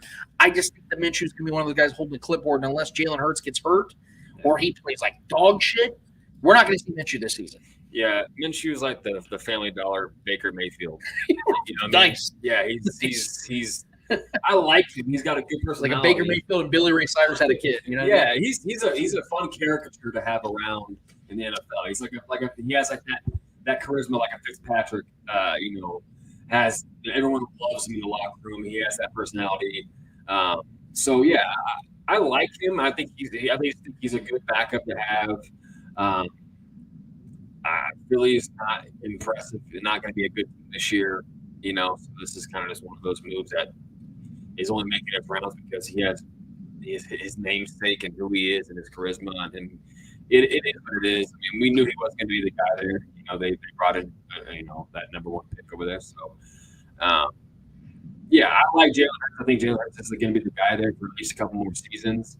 I like his ability, but I don't think he's a future or it's going to be like a star in this league. But I think he's going to be the guy. But the fact that they're incentivized to move up around with that trade, that sixth round pick into a 5th round pick if they let him play half the snaps. So I think 3 games. He's going to play like 50% of the snaps in 3 games. So he's going to be out there on the field every once in a while because I think they're going to want that fifth rounder.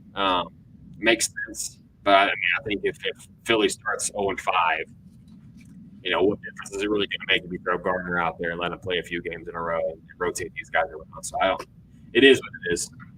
It is what it is. All right, we're sticking with the NFL. Jameis Winston was finally named QB1. What took so long for Sean Payton to actually confirm that? His ever-growing and never-dying love for fucking Taysom Hill, man. Look, the Saints wasted 2 months letting us know that their only quarterback on the roster is going to be their quarterback week 1. Look, Jameis Winston has his problems. He's got his downfalls. He's got his issues. It was great. He's clearly better than Taysom Hill. He looks great. I don't even know why we made this comparison. Taysom Hill is Tim Tebow. Just a little bit more skilled. He is. He's more skilled. I will say that. He can throw the ball better. But he's a freak athlete that played the position at times. Like, it's to me, it's a gimmick. Like, Taysom Hill is a gimmick. Now, I know Sean he's going to be in the field a lot still. Yeah, yes, because he's a football player. He's a good athlete. Taysom Hill is a damn good athlete. But the problem is that the Saints pigeonholed themselves with Taysom Hill because they paid him $16 million a year for like a 3-year deal, like $48 million, like some crazy shit. Like, you're paying this guy who's not even a quarterback money as like a legit, like a good quarterback that you're making $16 million a year. That's competitive money, and Jameis Winston is clearly better than him. Again, this offense is going to be limited because they don't have Michael Thomas for like the first 6-7 weeks. They're probably going to trade his ass. So they don't have any like number 1 wide receiver to choose to. They're going to rely on Alvin Kamara constantly this season. Their offensive line isn't going to be as great as it's been over the last couple seasons. They're older. They're aging. I think they still have Ramczyk, so he's one of the best in the league. But the Saints offense is going to be very limited. So you want to put out the best talent at quarterback possible. And Jameis Winston is clearly more talented at quarterback and clearly throw the ball better. And it just, to me, I felt like it was just like this irritant that Sean Payton built in himself because no one really believed that Taysom was going to win that job. No one really believed that. And if he did give it to him, I wouldn't have necessarily been shocked just because, again, I know how much Sean Payton loves Taysom Hill for some damn reason. Hopefully Sean Payton's wife doesn't get jealous with that relationship because there's some serious love there. But overall, we all knew how this had to go. You gave yourself an opportunity to keep a quarterback that's thrown 5,000 yards in this league, who's only 27 years old, who is cheap as hell. I think they're only paying $5 million this year. He's also thrown 30 picks in the season, which is impressive. Which is also impressive. Equally as impressive on the flip side. So 30 touchdowns and 33 touchdowns, 30 picks. 5,000 yards. Like, he is the ultimate. He's like the pitcher in baseball, just throws fastballs all the time. He's going to get a lot of strikeouts. He's also going to give up 33 home runs that year. You know what I mean? Like, out there eating W's. Yeah, right. Yeah, I love Jameis, man. His personality is so strange. He's a strange cat, but I've always liked him. I've always rooted for him. I want to see him do good. He's got a lot of talent, regardless of what his numbers have shown and his inconsistencies and his decision making that has been very flawed. I've always liked him. I've liked his ability. He's got a cannon for an arm. He is accurate at times, but it's always been his decision-making that's really, really drug him down, which has lost him jobs and it's caused a couple benchings in his career so far. But I think this is a good second chance for him to really kind of in a great spot. I mean, New Orleans is a great spot to be in. Marquez Holloway, I think is his name, that young, I think he was a third-round pick receiver. Looks to have a great connection with him. They connect and have some great plays in the preseason so far. I think they knew all along that Jameis was going to be the guy. Like you said, he's the only real quarterback on that team, and they're down to two tight ends. So I think, like I said, I think you're going to see a lot of what's the name? The other quarterback. Taysom Hill. Taysom Hill. I think you're going to see a lot of Taysom Hill on the field either way, no matter who the quarterback is. I think he's going to play some tight end. He's going to have those trickery plays. He's going to have those wildcat plays. I like Taysom Hill as an athlete. He's a great athlete. He's a big dude. He's very versatile. But I think he will play some tight end snaps. He's going to catch some touchdowns this year. But I don't think that Saints team is going to be – I think they'll be a playoff team in my mind. But I think they have some work to do. But I think Jameis is going to give them the best chance to win games. And I think they've known that. I think they've known that since they brought him in. So, yeah, depending on what they do with Michael Thomas, I think Michael Thomas could be returning in like week 4 or 5. I think it's the best for them to keep him around, but if they trade him, they trade him. But, yeah, I'm happy for Jameis, man. It's a good second chance for him to kind of, jumpstart the second wave of his career. All right. Next question. Drew Luck apparently ran out in Denver this past week. It was official that Teddy Bridgewater will be the starter for the Denver Broncos. I want to get your thoughts on that. When I first heard the Broncos were bringing in Teddy Bridgewater, I knew the Drew Lock era was over.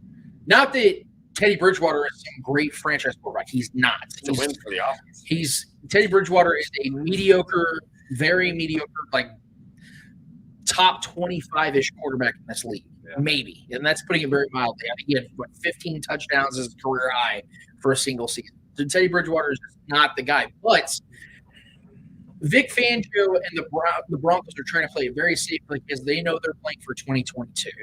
They know that what they're doing now is buying time and trying to trade for Aaron Rodgers or Deshaun Watson, somebody like that. They're trying to go because that's John Elway's MO. John Elway is let's go get a veteran quarterback and build around them just like he did with Peyton Manning. He's trying to recreate that because the dude can't draft quarterbacks for shit. So why would he continue drafting quarterbacks? He's going to try and go get someone else's treasure. That's what he's going to do. And so I think they're trying to play it safe. Vic Fangio is going to try to save his career here as a head coach. Whether that's going to happen or not, it's going to be seen this season. They know if they put Teddy in there, it's going to be safe. He's not going to turn the ball over a bunch. The offense will be very vanilla. Safe, like I said, run game, let the defense try to win you games. Drew Lock is clearly more talented than Teddy Bridgewater. He's a talented quarterback, but his decision making is terrible, and that's where him and Teddy go in opposite ways. And they needed a good decision maker. So their offense is not going to be great this season, no matter who's at quarterback. But they're not trying to set their defense up for failure with a guy who just led the league in touchdowns despite only playing 15 games, and he still threw for 15 interceptions. They can't afford to have Drew Lock out there doing what they're doing, and then Vic Fangio gets canned because he went with him and meaninglessly has Teddy Bridgewater just sitting behind this kid, knowing good and well that Teddy would be the better option all along. The Drew Lock era is over. I liked what I heard in his press conference. I thought that showed some leadership from Drew Lock. I will give him his credit. Being a team player, talking about I need now my focus to help Teddy be at his best, what I can do to help out. That was humility. I do appreciate that from Drew Lock. Whether it's genuine or not, does not matter. He went out there, put his face out there, and said that. That was awesome to see. But I think Drew Lock, although only played 18 starts in the NFL, I think he's now proven to us enough that he's just not the guy to move forward with the Broncos. And I think that he's looking at himself as a second opportunity elsewhere. Yeah, I think that, like you said, they made the safe move. I think Teddy, let's not get it twisted, man. Jerry Jeudy, Noah Fant, Cortland Sutton, Melvin Gordon. This is a good roster. This could be a good offense, and it's already a really good defense. That's a top 5 defense in this league. So I think going the safe route of quarterback made a lot of sense. A guy that has, he doesn't pass really much further than 5 to 7 yards per attempt most of the time. He likes to, and I think that helps. The offense. I think they're going to be more of an efficient offense and less risk. And you can win games. You can win a lot of games that way in this league. And say what you want about Denver, they've given us some battles, even with Drew Lock at the helm. I mean, that defense is good, and they know how to play us. And there's always going to be good games in this division. Granted, we come out top most of the time, regardless of what it is. But currently on an 11-game winning streak against the Broncos. Yeah. But I'm just saying they've kept it tight. In a good amount of those games too. That it hasn't been like a lot of blowouts. That defense is good, and they've made it difficult for us at times. And it's taken some Mahomes magic to get out of some of those games. And they still got Von Miller on the defense too. There's still some good players, with Chubb over there too. There's a lot of good defensive players on that team. I'm not expecting them to be great. I think they could be an 8-8 team, maybe a little over that. But yeah, I mean, this move for Teddy B. Teddy Bridgewater is the better quarterback. Let's just keep it honest. He's the better quarterback. Does he have more ability? No. I think the arm talent is definitely on Locke's side as far as making big plays, but they don't need big plays when you got a good defense like this. So they're just playing it safe. They're going to try to control the clock and play good defense and have a good running game and dink and dunk their way to wins. And that contributes to W's in this league. You can win that, but you're not going to go over the top and have any kind of true contending viewership for your season. So yeah, it's a good move. I like Teddy B. I'm a fan of Teddy B. And I'm hoping the best for him. But they're gonna be fighting for that third spot in the AFC West. All right. Next question. Yadier Molina has announced that he is retiring after the 2022 season. I want to get your thoughts on that. And also, is he a first ballot Hall of Fame? I think right now, as it stands, there's only 12 or 13 catchers that have ever made the Hall of Fame, and baseball's been around for hundreds of years. So that shows you just how prestigious that class is, in particular when it comes to catchers. Yadier Molina is one of the greatest catchers to ever live. He's up there in all the stats, but it's more than that. You've seen catchers have 6, 7, 8 years of just pure dominance, some of the greatest of all time. But very few, if any, outside of maybe Pudge Rodriguez, have been able to play at catcher for a decade and a half. And for Yadi, now 19, 20 years now, he's played catcher. It's ridiculous. That's unforgiving. Johnny Bench, Pudge Rodriguez, Yogi Berra, guys like that. I mean, Joe Mauer was one of the best catchers of all time. I think he was a catcher for 6, 7 seasons, and his knees gave out. Yeah. Look at Salvador Perez, still doing it at 31, 32 years old. Hall of Fame. You have to understand how fucking difficult it is to play catcher. Not to mention you have to go out there and hit. How much of a toll that puts on your body and your mind. You are the captain and the general of your defense. You have so much relying on you to take care of so many different players. You have to set your pitcher up for success. You have to make sure all your base defenders are doing everything they did. Your outfielders are in good position. Everything is on you. And for Yadier Molina to do it at this level for this long, he's one of the most impressive players I've ever seen in my life. I'm not trying to overhype him or overpraise him, but you got to give respect to a dude. Like I said, has been doing this since the early 2000s. Yeah. And for one team, that's always cool to see. When guys stays for one team and it's worked out for them. I hate seeing guys that stay with one team that they just get fucked over. They play on horrible teams. Cardinals won multiple Super Bowl, multiple World Series with Yadier Molina. So I don't think there's any question at this point, and I think it's really cool that he's getting to go out on his own terms. I love it, man. So I'm happy for Yadier. Yeah, that's longevity purposes for sure.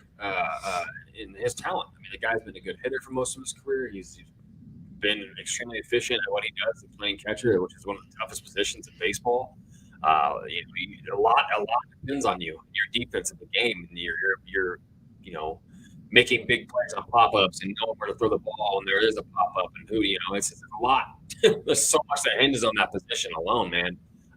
Calling pitches and all that, So, yeah, in my mind, I don't have any doubt that he's a first ballot Hall of Famer. I think, like you said, it is a rarity for catchers to get that much notoriety and recognition, but I don't think very, very few players in his era deserve the recognition that he does. So, I'm fully on board with him being a first ballot Hall of Famer for sure. Since we're talking about catchers, I want to talk about another catcher. I'm scared for a second.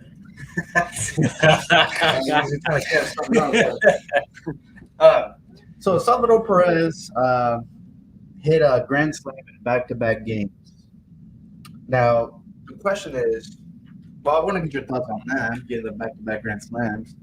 And then, is he the best Royals player since George Brett, or is he the best Royals player in history? Do you guys remember when we had Duncan Kaminsky on the show a few months back, and we talked about this and how I posed that question about Salvador and where he ranks with the Royals all-time greats now? I think if we're being honest, there's not a lot of them. Yeah. The Royals have had really good players, but it's short sample sizes. Not a lot of guys played their entire careers here like Salvi has or like George Brett did. We've got a farm system for the league, pretty much. If I'm building my all-time Royals team, I am taking George Brett number one because George Brett was a better player than Salvador Perez. He was a better hitter by far. He played the hot zone or the hot pocket over there in third base, which is very difficult to play. So I'm not saying it's more difficult than catcher, but it's very difficult. And he played at a Gold Glove level. I believe he won a batting title in 3 different decades which I think is the only player to ever do that. So George Brett is still the clear-cut best player in Royals history. Outside of that, there is nobody in the history of Royals baseball that's better than Salvador Perez. It's literally George Brett and then Salvi. There is no question about it. Frank White was awesome, but he played second base, and he was a questionable hitter. He wasn't a great hitter ever, but he won, I think, 6-7 Gold Gloves, so he was awesome. Frank White is definitely a top 5 Royal of all time, and I'm talking position players. You have to rank pitchers and position players different. Yeah, they play. There's a different significance there. That's why David Ortiz, as great as he was never going to be the greatest Red Sox ever because he was a DH. Ted Williams, Yastrzemski, Jimmy Fox, all those guys were always going to be better in the ultimate grand scheme of things, just because of them playing both sides. So to answer your question about the back-to-back grand slams, that is what I just love about Salvi, is the fact that we saw, even during the World Series runs, how his plate discipline was fucking atrocious. Yeah. How he just would swing it he still does at times, but you're seeing the plate discipline from Salvi just elevate just over the last 3-4 seasons. And it's something to admire, too, because of the fact he doesn't have the protection in the lineup that he once had. He didn't have Moose and Haas and these other guys in that lineup that are just, giving him an opportunity where the pitcher has to throw to him and respect him with fastballs. He's not getting that. He's the focal point of of what the Royals do on a day-in, day-out basis in offensive production. And for him, I think right now, was he third or fourth in the league right now in home runs? I think he's only behind Vladimir Guerrero and Ohtani. I think honestly, he's like third or fourth right now with 34, 35 home runs. He ain't going to get the record that Jorge Soler set last year with 48. He's not going to get that record. But if he eclipses 40 home runs in this season, is that not one of the most impressive seasons in Royals history? At this time of his career, too. Because he's more likely going to win the Gold Glove again at catcher, because he's had an insanely great season again on defense. And for him to be able to put up this type of year, they better put him, man. I'm telling you, they better have a statue of Salvi in 10, 15 years. They better have his number back there with George Brett, Frank White, and all those guys, man. He better have him back there because he deserves it, man. He is one of the greatest players in the history of the Royals. And like I said, outside of George Brett, you can't make a pitch for me that somebody's been better. Yeah, I mean, back-to-back grand slams. That's the toughest position to be in, man. Bases loaded. It's all on you. I mean, that's the ultimate scenario for any kid that grew up wanting to play baseball. Like, you're up there at the plate, you got the bases loaded. Two gloves too. Yeah, that's the ultimate pressure, man. Outside of it being in the World Series, but yeah, I mean, it's undeniable. This city loves him. He might be the biggest fan favorite ever. He's up there with the biggest fan favorites in Royals history. I mean, everyone loves the guy. He's got that charisma. He's got the smile. I mean, and he's got the talent. Obviously, I think he's a future Hall of Famer in my mind. Definitely by far the best catcher we've ever had here. I mean, this time of his career, man, he's still hitting with the best of them. It is what it is. I mean, the guy is incredible. So I mean, every bit of every good vibes and kudos you can give to the guy, he's well deserving of it. All right, Jake Paul versus Woodley. Hey, let's go. I already know you. Oh, this is tough, man, because I think this is the fight that if Jake Paul wins, I think we got to start. I know you guys already respect the shit out of him. I'm getting there. Yeah. I think he's transitioning to becoming a legitimate boxer, but he's yet to fight a legitimate boxer. Did you see his latest quote? I gotta hear this. I'll pull it up. Just keep going. No. I want to pick Woodley because I believe he's obviously the better overall fighter. He has a proven track record. He was awesome in the UFC and MMA career. I'm starting to lean on Jake Paul though, man, because I feel Woodley is the type of guy that he puts way too much pressure on himself, and I've seen him over the last couple of years when he's put pressure on himself. He's not exactly excelled. Jake Paul, he's built for this stage. I'm starting to lean on Jake Paul. When is that fight again? Is that next week? It's tomorrow. Okay, it's tomorrow. Yeah. Fuck. All right. You know what?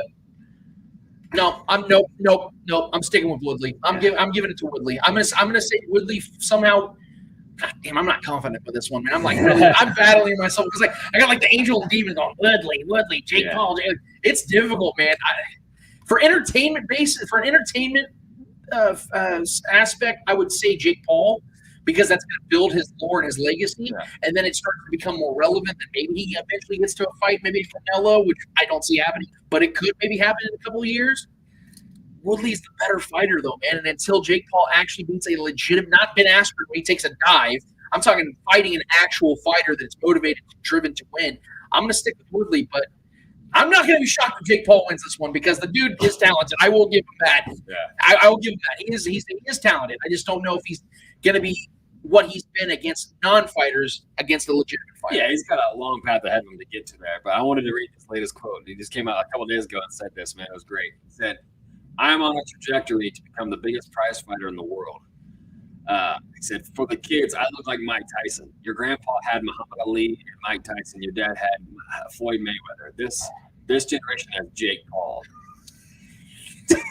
Hey, you know what? I love it, though. The whole confidence thing isn't really lacking. It's not just confidence. It's epic marketing. He's putting himself in there with the greats, man. It's epic trolling and marketing. Like he's taking advantage of the generation's ability to not only outchase. He's a social media guru. Dude, and he's a talented guy. He's got the mouthpiece. He's got everything a boxer needs. Yeah. He's just got to become more of a skilled fighter over time and develop that resume. I think he's going to get his ass beat by Tyron Woodley. I think he's going to get his ass beat by Tyron Woodley. I'm fully on board with Tyron Woodley in this one, and I've been confident in Jake Paul these last couple times. I did not see that coming. I did not see that coming. That really just shocked me think right this now. is the best athlete he's fought so far. I think Tyron Woodley's still. And there was a recent thing. I don't know if you saw. I think it was yesterday. One of Jake Paul's guys was talking about Tyron Woodley's mom, and Tyron Woodley was trying to go at him. So I think Field of Fire. I think Tyron Woodley's going to go out there. I think Tyron Woodley. I think he's going to refuse to lose. I feel better about my pick now. Unless he just gets caught, I just don't think Jake Paul has this. I know Jake Paul by far has the power. Yeah. He's got true power as a puncher. But I think the ability for. I just think that Woodley's the better athlete still at this point. I think he's quicker. I think he's got the far better chance to catch Jake Paul than Jake Paul has at catching a right hook on Woodley this time. He's not fighting a human milk jug this time like he did Askren. Well, to your point, also Woodley, the last couple of losses he's had, he's been submitted. Yeah, like he goes toe to toe. He can still throw. Oh, he's got hands. And Jake Paul can't obviously put him in a full guard mount or anything. Like, it's gonna be a boxing match. Yeah. So Trevor might be right. Woodley's a stand-up fighter already. Yeah. This is what Woodley does. Woodley's got hands. Dude, let's not get it twisted. And he's not an old man. No. He's up there in age as far as UFC goes. Boxing world, you can throw hands for a long ass time. Right. So I think Woodley's by far, in my mind right now, the better athlete, the better boxer still in my mind. I think he's got better hands. I think he's gonna put. I'm not calling a knockout, but I think he has a better chance of knocking Jake Paul out than Jake Paul has of knocking him out. Give me Jake Paul all day. I like it, dude. It's gonna be a fun fight. I think it's Paul all day. I think he's losing this. Like I'm putting the sleep. I wouldn't hate it. I'm not gonna lie. I wouldn't hate it if Jake Paul wins either. It's good for the sport. It's good for his marketing, and I like what the Paul brothers are doing, man. I'm fully on board with it. All right. Last question. Former Patriots quarterback Scott Zolak said that playing rap music in training is hurting Cam Newton's games. I want to get your thoughts on that. I didn't read the entire quote.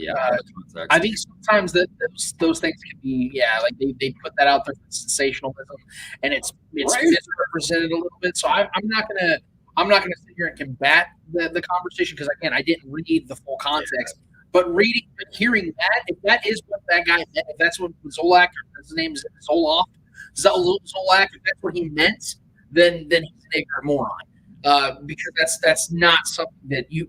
Okay, so what's the case if a guy struggles and he listens to classical music? Is fucking Beethoven, distracting him from being at his best? I think that's a little absurd. I think that's a little ridiculous. If that's what he actually meant, maybe we can pull up the quote and kind of hear what exactly his full thought or full expansion on it. But just the initial thought of it, it's absurdity to sit here and qualify a certain genre of music as a deterrent for someone being great or being what they can be at their fullest potential as an athlete. I think that's just a little absurd. So my initial reaction, obviously I'll let Eddie tell us what the whole quote is. I'm not a fan of what he thought or what he said. Yeah.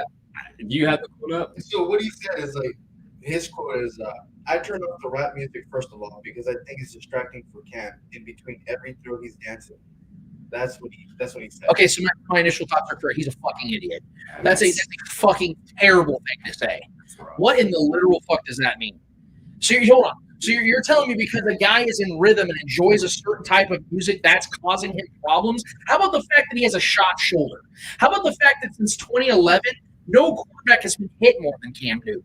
Or I don't know, the fact the Patriots have no weapons. We weren't arguing when he was dancing in 2015.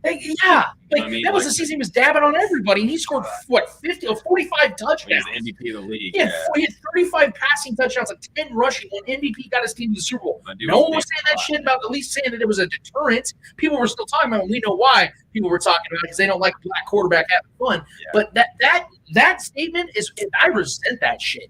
That is fucking offensive, man. How dare this dude say that about Cam Newton being to me that's kicking a dude while he's down, because we all know that Cam Newton's not vaccinated, and although I don't agree with that stance that Cam Newton's refusing vaccination and now is causing himself an opportunity of potentially losing his starting job. If he loses his starting job, he's done in this league. He ain't getting another starting job. This is his last chance, and he's not taking it seriously, in my opinion. So I can criticize him on that. That's fair. That's balanced. But to sit here and negate somebody's ability based upon the style of music they like and out there bouncing around and having fun. Where was this statement about Drew Lock last year?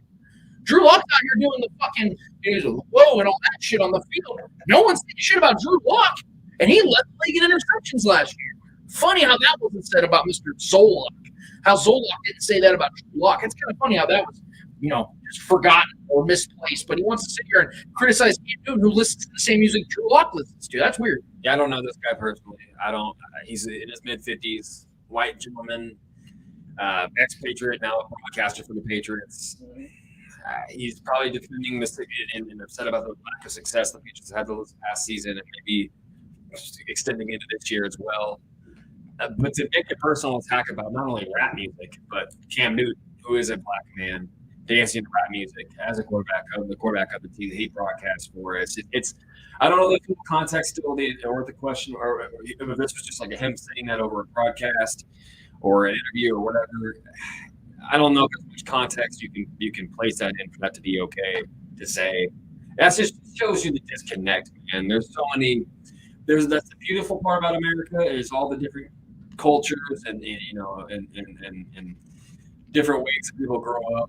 It is what it is, but when you are so disconnected from one culture to another and you try to speak on that culture that you're disconnected from, it's a bad look. And that's probably what just happened here. This guy, grew up one way and wasn't around a certain culture, and Cam Newton definitely comes probably from another culture that is very different, and, dancing, hip-hop music and finding a rhythm and maybe establishing that rhythm into his game. That's who he is. The majority of athletes in this game that we love, the NFL, are very much like in the same boat as Cam Newton is. All these guys pre-game warm-ups, they're all dancing and doing the things every time Tyreek Hill catches a touchdown. You see the dude doing backflips and dancing to hip-hop music and, whatever. That's a part of the culture of the NFL, and that just shows you the disconnection that this guy has. And, it is what it is. You just got to call ignorance when it's ignorance. It's fucking ignorance. It's ignorance. That's it for me. Awesome, Eddie Hour. I appreciate that, Eddie. I have a question for you, though. So maybe this is the Lancey Hour. But to you, Eddie, we saw some news in regards to one of the greatest, if not maybe the greatest soccer player of all time in Cristiano Ronaldo.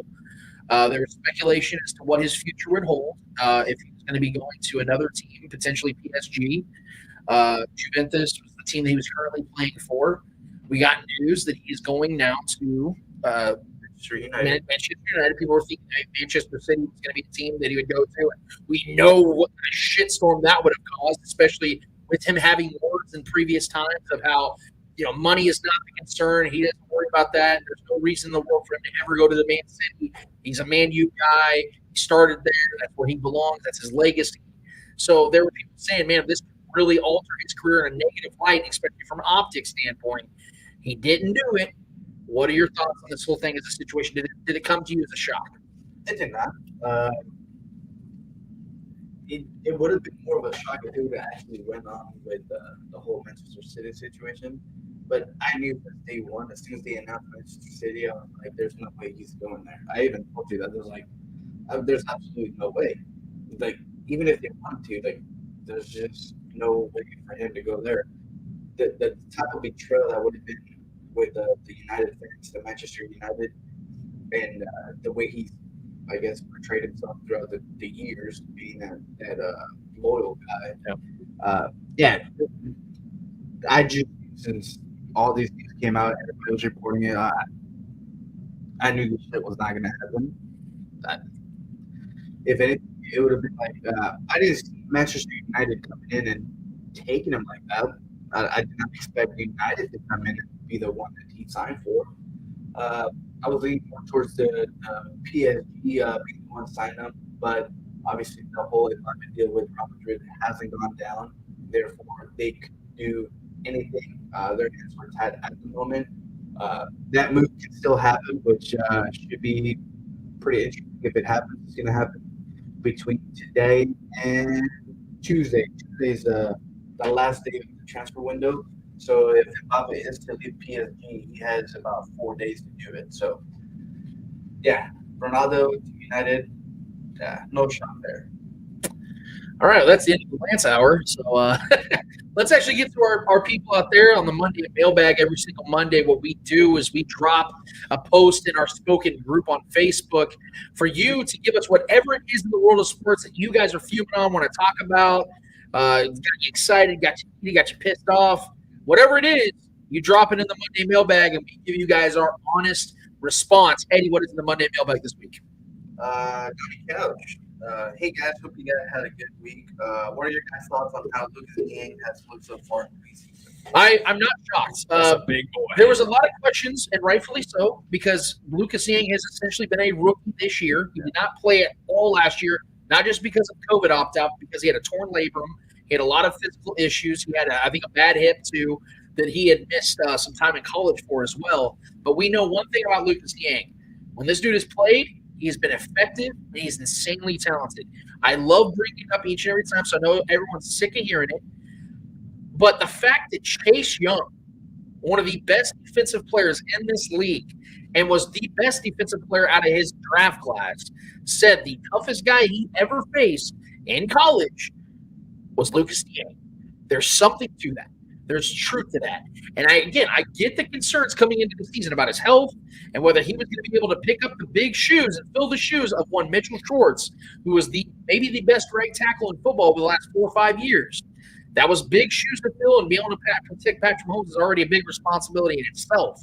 Lucas Niang, to me, has caught it in stride. I think he's going to have his ups and downs, but I don't think his downs are going to be nearly as low as his highs are going to be high. You know what I mean? His ups are going to be high. I think he's going to have a very effective season. He's got a great nucleus around him. I know people are concerned about the right side of the offensive line being so young and inexperienced, but to me, and as I've said in previous episodes and on Twitter, I would rather have inexperience with loaded amount of talent where the coaching staff can coach them up as opposed to a ton of experience and mediocre or below mediocre talent, and the coaches are trying to find whatever they can out of them. To me, these guys are untapped potential. Andy Reid, Andy Heck, Eric Bieniemy, all these guys are going to coach these guys up, and I think they've done a masterful job getting them prepared for the season. They're going to have to, because as we know, that front end of the schedule, those first 5, 6, 7 games, you got juggernaut defenses this offensive line's going to have to take on, and I think they're ready. I genuinely think they're ready because we all know they're talented enough, but I think this coaching staff's gotten them ready. I think Lucas Niang is going to show why the Chiefs were so high on him in the 2020 draft in the 3rd round. Yeah, there's a reason Lucas Niang has been on the field with the starters. He's been touted as a starter and been playing the role as that starting position. I like the kid a lot. I like he's aggressive. He's big. He's a monster. Big old legs on the kid. He's got quick feet. I mean, what is there not to like? I mean, he's meshing with the rest of this crew. I mean, I don't have much to add to that. Like, I'm excited to see the acuity. I think he's one of those guys that's going to, I think, gradually get better as the season goes on, because like you said, this is his rookie year. This is his first chance at first crack at a starting gig. He was drafted as such. So yeah, I mean, I think he's quickly gonna pick it up, and I think he's, like I said, he's gonna gradually get better as the year goes on and the year progresses. All right. Next question, Donnie Cal. What are your thoughts on Max Kellerman leaving First Take?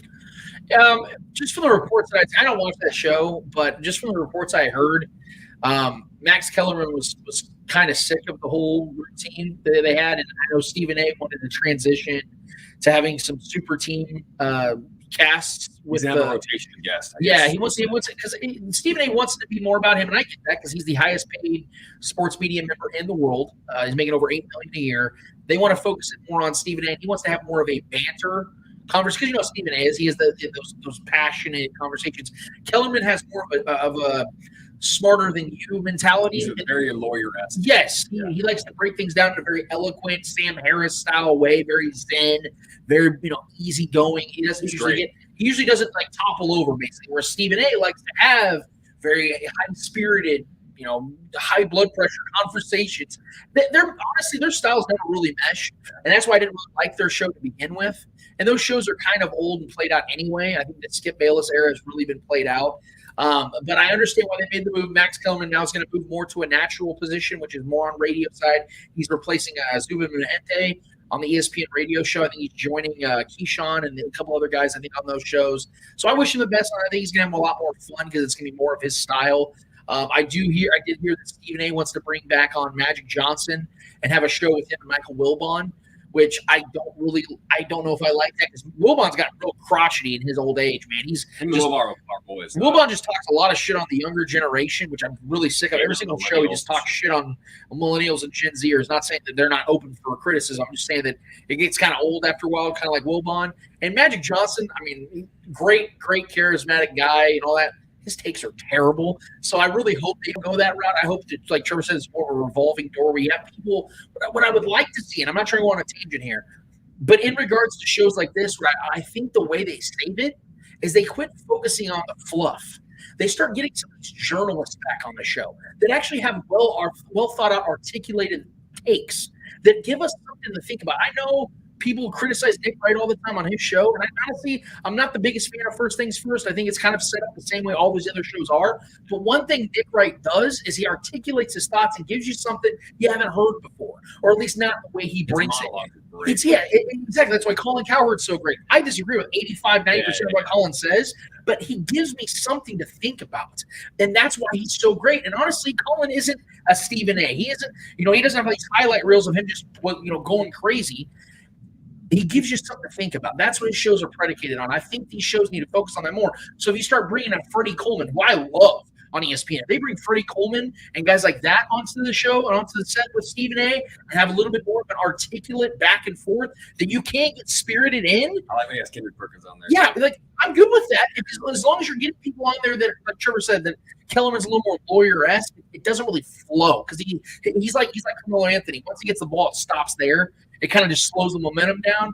They need to have somebody that can bounce back and forth. By the way, ESPN, I'm open for contract discussions as well. If you guys need me, just throw that out there as well. But I think overall, this is probably what's best for both Stephen A. and Kellerman's career. So I think it's a good move. Yeah, I'm a big Kellerman fan. I like his thought, the way he thinks and the way he. I don't always agree with him on a lot of things, but I do like him a lot. I think he's going to find something else. He's a boxing guy too, so he could very well go back into boxing's kind of catching a new wave. So maybe a good time for him to go back to his roots and with boxing. He's a very well articulated guy when it comes to boxing. He knows the sport very well, so he might jump back into that.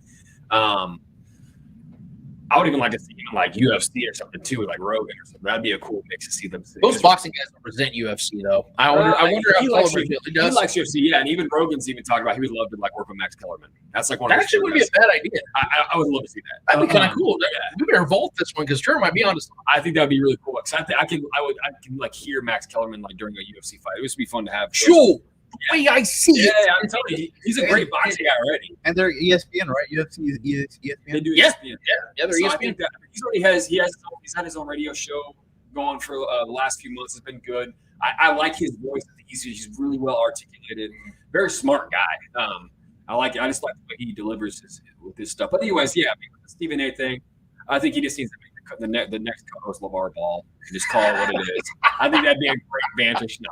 Call it, this is dog shit. I mean, yeah. Mondays through Friday. Just have the bleep button ready for LeVar. Dude, that would be crazy. I'm not gonna lie. For like a month. Yeah, and as long as you don't have any like female co-hosts on there, for him to like remind them to stay in their lane, I guess. Yeah. Molly, remember? Stephen A. is the GOAT, man. Like anything he does is gold. He's great. He's as far as marketability, the guy is getting. You can put anybody on there, and he'll make it work for the most part. But yeah, I think they were just good to go their separate ways, and I'm looking forward to see what Max Kellerman does with his next step. I'm sure he'll flourish whatever he does. He's a talented guy. He's young still, so he's got a bright future ahead of him. But yeah, we'll see. I think the latest report was that Stephen A was going to have like a rotation to guest until they find another guy. They just need to pull Shannon Sharp out of Undisputed to have him go on there and have those two guys go at it every day. But yeah. Donnie Couch, who are your bets for Offensive Player of the Year this NFL season? Say that one more time. Are you going to do that on a prediction show? Who are your bets for Offensive Player of the Year this NFL season? Wait for next week. I mean, we can wait, but I give you some candidates. Offensive Player of the Year. I mean, you always have to throw Aaron Rodgers in there. I think he's going to have probably another stellar. You have to imagine he's got another stellar season. Alvin Kamara and Christian McCaffrey are two of the guys that I think are going to have insanely great seasons because Christian McCaffrey is going to be bouncing back. Matt Rule running that offense with Sam Darnold, which would be by far at that point the best quarterback that McCaffrey would probably have been playing with to this point of his career. I know he had Cam for a year, but Cam was hurt most of that season. Yeah. So I think Sam Darnold's going to really open some things up for McCaffrey. They're going to be fun. Yeah, their offensive line shaky, so bear that in mind. But I think McCaffrey's due for a bounce back year after being injured last season.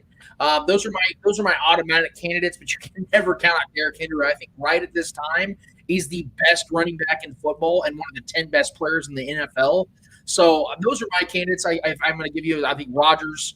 I think Alvin Kamara because of how much he's going to have on him and how he had 21 touchdowns last season.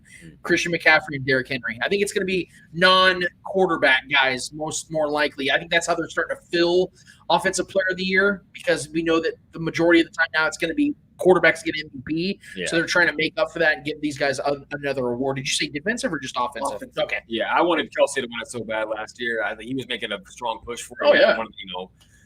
So I always want to see him have another great year and push for that as well. If he wouldn't have missed the last game of the season, he would have led the league in receiving, which would have been the first tight end ever to do so. That would have been insane. He had over 1,300 receiving yards. Another huge year from Kelsey again this year. I think he's set up to have another big one. But yeah, Christian McCaffrey's a very good guy. That would probably be my top dog as far as this is what he does and racking up those receiving yards. I'm going to throw Clyde Edwards-Helaire in there. I think Clyde's going to have a huge year, man. I really do. I think even, like I said, even Vegas is buying in on it. The over-under for him receiving yards, I think the scrimmage yards was around 1,700 total. So I think over-under on that. That's the bar. Yeah. Vegas is buying in on him, man. As long as he stays healthy, I think Clyde can have an absolutely huge year. And I'm going to throw another guy in there too. I think Nick Chubb can have an absolute monster season this year. With that O-line over there in Cleveland, him being the workhorse. I know he's got Kareem Hunt over there, but Kareem Hunt's kind of been that rebound guy whenever he needs a break. But I mean, that's probably the best backup running back you can have in the league is Kareem Hunt, who's an elite talent running back as well. But I think Nick Chubb is his ability to break any play wide open, right up there with the Derrick Henry, similar to Derrick Henry. At any moment, he can just break a 50-yard touchdown and just take it to the house. So I think Nick Chubb is kind of one of those dark horse guys this year. I think Cleveland's going to be really good this year. I think they're going to put up some points this year. I think they're primed to be to make a push this year, as they were last year as well. You know, they made it tough for us to get through that game. But I like Nick Chubb. That team is built around him. The offense is built around him. He's a monster. As long as he stays healthy and that O-line stays healthy, I think he's going to put up some massive numbers this year, just strictly even off rushing. But I think he's going to have well into the double digits of touchdowns. I like him. I think he's a dark horse guy to look out for this year. Donnie Couch, are you guys impressed with how the Yankees have done recently with how they started off the season? Absolutely. The whole counter to the Yankees being successful is their health. Yeah. I don't know if you guys noticed, but they stayed healthy. Giancarlo Stanton, Aaron Judge, Garrett Cole, those guys have been healthy. That's why they're winning games. The outside of the Dodgers, you can't tell me there's more than maybe one other team out there that's more talented than the Yankees. And when you have healthy talent, you're going to win a lot of games. Do I believe they're probably going to win a World Series or get to the World Series? No, because I don't think they have the pitching. I don't think they have enough to get to the World Series when the temperature drops. You're going to be able to, you're going to have to rely on home run hitting. I don't think that's going to be the case. But yes, this is what the only thing that held them back, man. It was themselves. They're good enough. They're worthy enough to be one of the top 5 teams in the league. And that's what they've become. It does not shock me at all. This is why I don't talk about it much, because I was expecting this once they stayed healthy. The problem is, can we rely on them down the stretch to stay healthy? We can't. Yeah, I mean, that's literally all it is. It's just no one's surprised by it. They have all the talent in the world. Like they might be the most talented. That's like you said, the Dodgers, they're right there with them. So yeah, health is the main thing that's plagued them the last couple of seasons. They've had championship caliber teams. always get hurt. So as long as they stay healthy, man, it's up for grabs. So, yeah. All right. Next question comes from Billy Hogg. This question is only for the smart people. Sorry, Eddie. That's fine. I never answer these anyways. Damn, dude, shots fired. Not really. Do you think the Chiefs make a move for wide receiver, or do they stay within the organization? They stay within the organization. I think if the Chiefs are going to make any moves, I think it's going to be, like I said, with trading away pieces to get something in return from a draft pick standpoint, because that's obviously something they do to accumulate. This team is so insanely deep that you're going to see veteran players, like we talk about surprise cuts like LDT or Kyle Long. LDT would probably be a trade just because of his cap hit. But Kyle Long, guys like that are going to be traded away. I think Marcus Robinson has a legitimate chance. Most teams wouldn't trade away guys like that, especially if you're not getting a player in return. Alex Okafor could be cut, a guy that I think a lot of teams out there would like to have if and when healthy. So I don't anticipate the Chiefs are going to go out there and get a wide receiver. If I was to take a stab at a player that I think they would take in a trade for return, it would be a defensive back or a linebacker. I think those are the two positions that I can see the Chiefs, because if they're thin anywhere, it's going to be at those two positions. I think that they're hinging upon Willie Gay and Nick Bolton having good seasons, but they're both very young players, and outside of Anthony Hitchens, there's nothing really proven at linebacker on this team. So if they were to trade for a play piece back, it would be the linebacker or defensive back. Yeah, I don't think there's really much reason to. I mean, we have two elite pass catchers in Travis Kelce and Tyreek Hill, and a rising star, McCole Hardman, who I think could have a big year this year as well. So I don't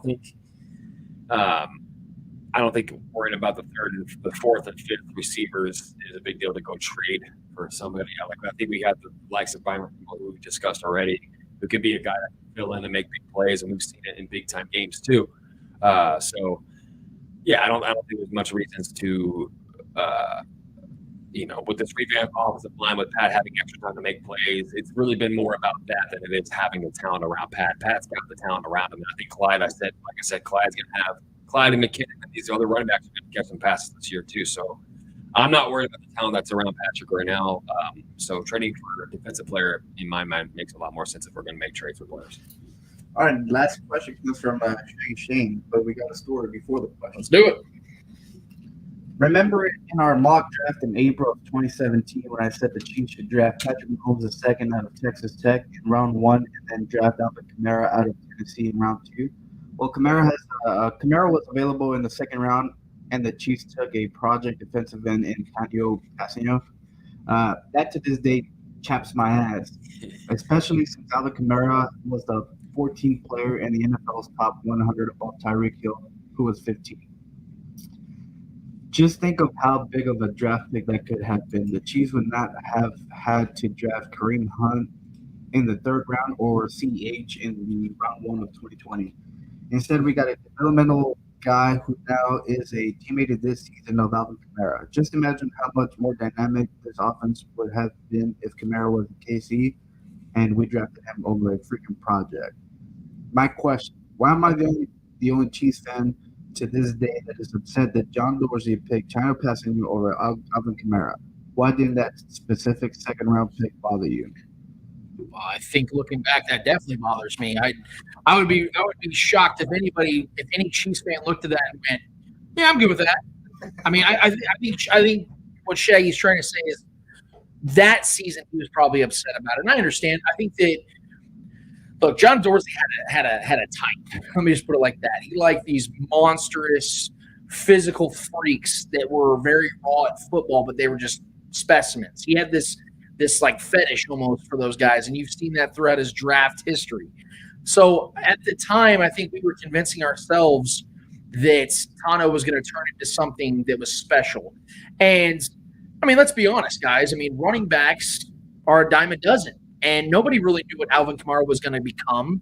He ended up becoming one of the best running backs of the last 10, 15 years, but no one really knew that was going to be the case. And I think we were distracted by the fact that they got their first-round quarterback in almost 35 years.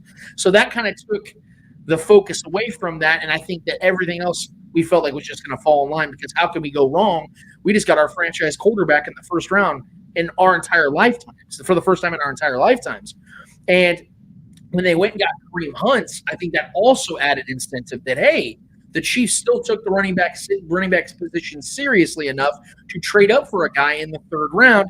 And then Kareem Hunt ended up becoming an absolute baller in this offense and has been a good, reliable running back with the Browns over the last 2 years. So although Shane is 100% right, that it would have been clearly a much better option and opportunity for the Chiefs to go and draft Alvin Kamara as opposed to Tano Passanio, it's very much revisionist history because we didn't really know what either one of these guys were going to be, because at the end of the day, draft picks are a crapshoot. Even in the first round, you don't know what you're going to get in return. And for all we knew, Tano was going to turn into an absolute tank on the defensive line. That didn't happen, and now Kamara is on his way to the Hall of Fame. If you can go back in time, that would have obviously been the better decision. But I understand in the context of what John Dorsey likes and the fact that the Chiefs were fixated and focused on building their offense from the quarterback position first and still taking a running back in that draft. I can't necessarily fault them for that. But if you're asking me if I'm upset, yes, because I would love to have Alvin Kamara on this offense. You imagine him next to Patrick Mahomes, Tyreek Hill, and Travis Kelce? That's the most that's the greatest talent of offensive pieces accumulated ever. That's the 2017 and 2018 Warriors on a football field. That's absurd. So yeah, it upsets me to think back to that. But back then I wasn't thinking that way. Yeah, I mean, break out the buckets of aloe vera because all of our asses are chapped thinking back about that. I mean, that's a guy, thinking back, we took Tano Passanio, guys not on this roster anymore, which in my mind was an ego pick from Dorsey, trying to, thinking he can find a diamond in the rough, which I get it. But yeah, I mean, if you can turn back time and get the guy that had 6, almost 7 touchdowns in one single game, and Alvin Kamara, which would have been Jamal Charles in this offense on steroids. I mean, I couldn't imagine what he would have been in this offense with Andy Reid right now, especially. So, yeah, I mean, we can sit here and torture ourselves. Shaggy, we can sit here and pontificate all day long. Yeah, right. Yeah. I mean, if we want to, try to find the negatives this time that we're in right now. Thinking back on that, it does suck. What could have been.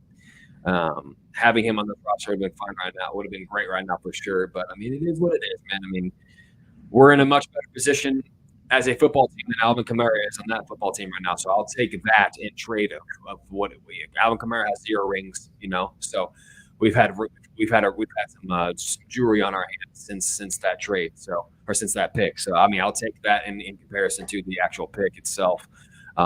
So I prefer Super Bowls over extremely talented running backs any day. But yes, thinking back on that, it does suck. The drastic difference between those two players is one for the ages. So yeah, it is.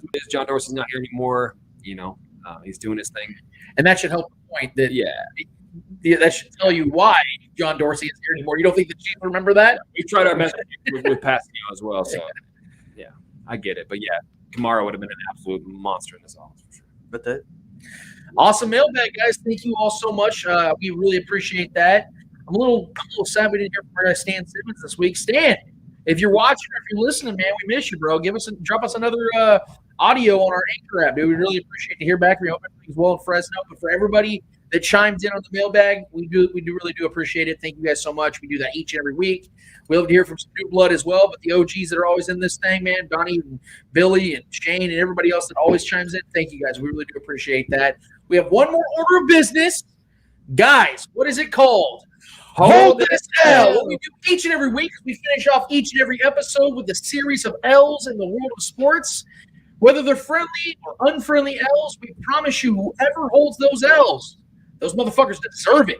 Eddie Ortiz, Mr. Yo, who's holding the L for you this week? It is an F1. No. Okay. He's going to go to Manchester City.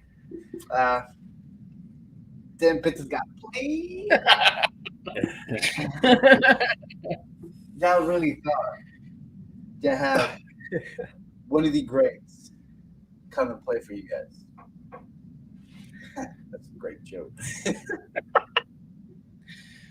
Ronaldo, he only used you guys as a bridge to go back to United. Leverage. And it worked. It worked perfectly. Why? Because as soon as United heard the City wanted Cristiano Ronaldo, there was a deal in place. United got everything they needed to do and got everything together. And, hey, Ronaldo got what he wanted.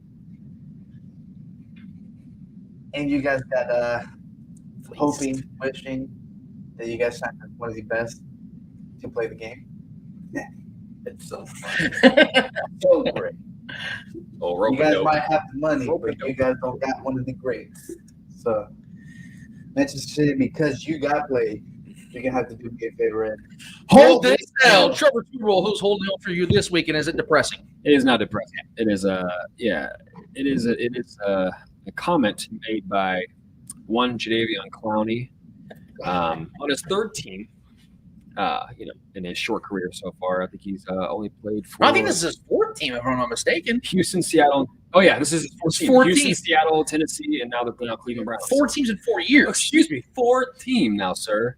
And what, a 7-year career, 8-year career now? I think going on 9. Not bad. 4 teams. You're becoming a little journeyman there. Number 1 overall pick, by the way. Yeah. Granted, started off, he had a pretty good start to his career. It's the prime JJ Watt. In the last 4 or 5 seasons, the guy's been nothing but an injury. So, anyways, let me get to the quote. It says, Jadeveon Clowney has felt natural chemistry between him and Myles Garrett since the defensive ends, former number 1 overall picks, became teammates earlier this year. They used to share an agent, Buzz Cook, and had talks a few times before Clowney joined the team. Anyways, the quote is, ever since I got here, me and him have been spending time together, talking, picking each other's brains, because we know it's going to take us up front to get things going, Clowney said. Basically, what his quote was when he was talking about him being excited about this year with the Browns, down to the brass tacks of the quote, he says, I'm ready to exploit these matchups versus these guards in this league. They're not real athletes. That's a quote from a real football player talking about guards in the NFL, that calling these guys not athletes. These guys are 300-plus pounds. I mean, he's had so much success against all these guards and these non-athletes in this league.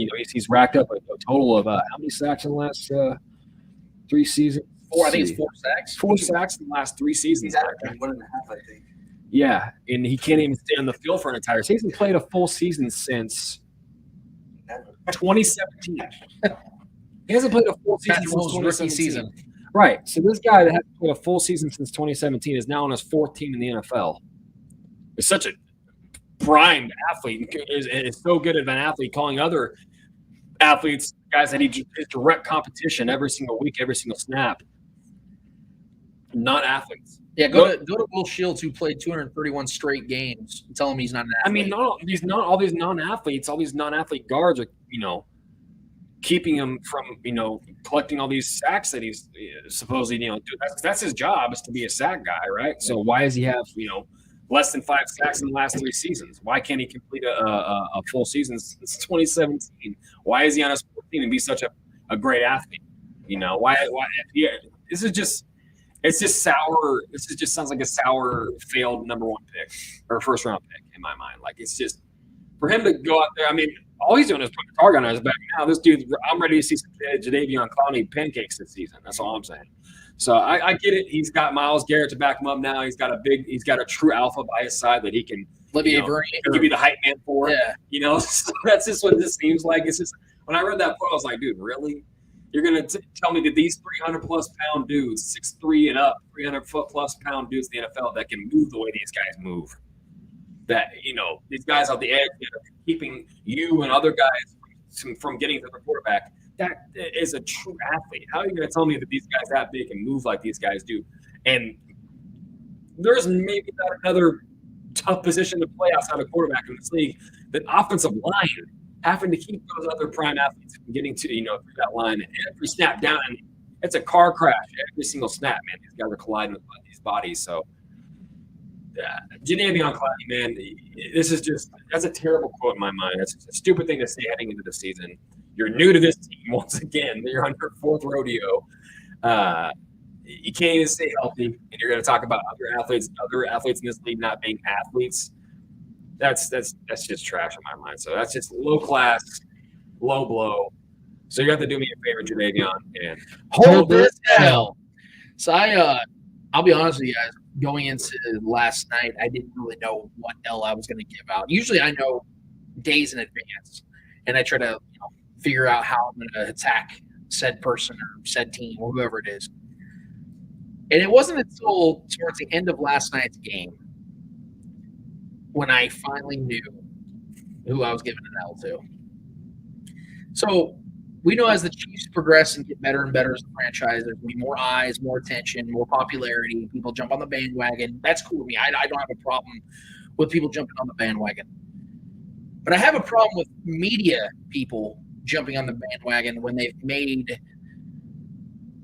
strong efforts to shit on this team. And when I heard towards the end of the game, and it was tongue-in-cheek, I know, but when I heard Kay Adams sit there and say that she thinks that she deserves a Super Bowl ring if the Chiefs end up going to SoFi and winning the championship, the Super Bowl this year, because she's been on the broadcast doing awkward-ass conversation pieces and interviews with players and not being funny at all, not showing me or giving me any insight on these players more than I already knew, being casual, being lazy in my opinion, trying to throw the fluff out there by doing these weird ass pull up, sit up things with Chris Jones back in San Francisco. And it's funny because, like I said, for the last 3+ years, I've seen her on Good Morning Football, which I used to really like that show. Just sit there and just try to clown the Chiefs. And I'm not like one of these people that think that if you have a different opinion on the Chiefs that I'm going to just sit here and despise you. But when you're somebody that, first of all, in my personal opinion, doesn't have a lot of football knowledge to begin with, when you're sitting here being that way towards a certain team and then want to jump on the bandwagon and act like you are a part of the family, I got a problem with you. And I usually keep my opinions on Kay Adams a little quiet most times, but she annoys the living shit out of me because I don't think she's very good at her job to begin with. And to see her go out there and do what she didn't, act like she's a part of the crew when Trent Green and Ari Wolf, these other guys have been putting in the time, and these other people have been putting in the time. We used to have our guy BJ Kissel on the sidelines, going out there, making things happen, making things work. I have a real problem with this high class celebrity coming down from her New York Eiffel Tower and talking to us as if we're a part of the family. She's a part of the nucleus now. I did not like the addition to begin with. It sucks that we even had to suffer through her horrendous display of talent on preseason shows. I'm just glad she's not on regular season shows. I cannot wait to see like Tracy Wolf and actual people on the sidelines and know what the fuck they're doing back on the sidelines. Pam Oliver, I can't wait to see Pam Oliver, Aaron Andrews, people that are actually good at that job. Can't wait for those people. So Kay Adams and the KC Chiefs crew as a whole, I love you guys so much, but you guys allowed this shit to take place, and my anger rose because of it. And last night's was the final nail on the chalkboard that went down ever so slowly. Do me a solid, all y'alls, and hold this L. Probably going to get shit for that. I don't care. I missed that Shregs on there last year. Shreg was good. Just why did it happen? Hey, Adams of all people, man. Like, you got to give me anybody else. You got to give me anybody else, man. Maybe Max Kellerman should have done it. Maybe Zolock, whatever the fuck his name was, could have come in. Max Kellerman was actually a hip-hop artist back in the day. Maybe Cam was listening to him, and maybe that would change Zolock's opinion on the whole thing if he finds out it's a white rapper he's listening to. Twists. Man, the live stream was really good today. That was fun, guys. That was a lot of fun. We did obviously, you guys know we didn't have any guests. We were going to have Mark Gunnels from FS1. He's been dealing with some things in his personal life. Great dude. He's going to be on the show. I promise you guys. I know we talked about that last week, but he's doing his thing. He's out there crushing. I recommend you guys give him a follow on Twitter and hit him up on Facebook as well. Dude's super talented. He's from KC as well. He's one of ours. We really appreciate him. He's not casual, unlike Kay Adams, but nevertheless, we've had an absolute fun blast here, guys, in episode 131.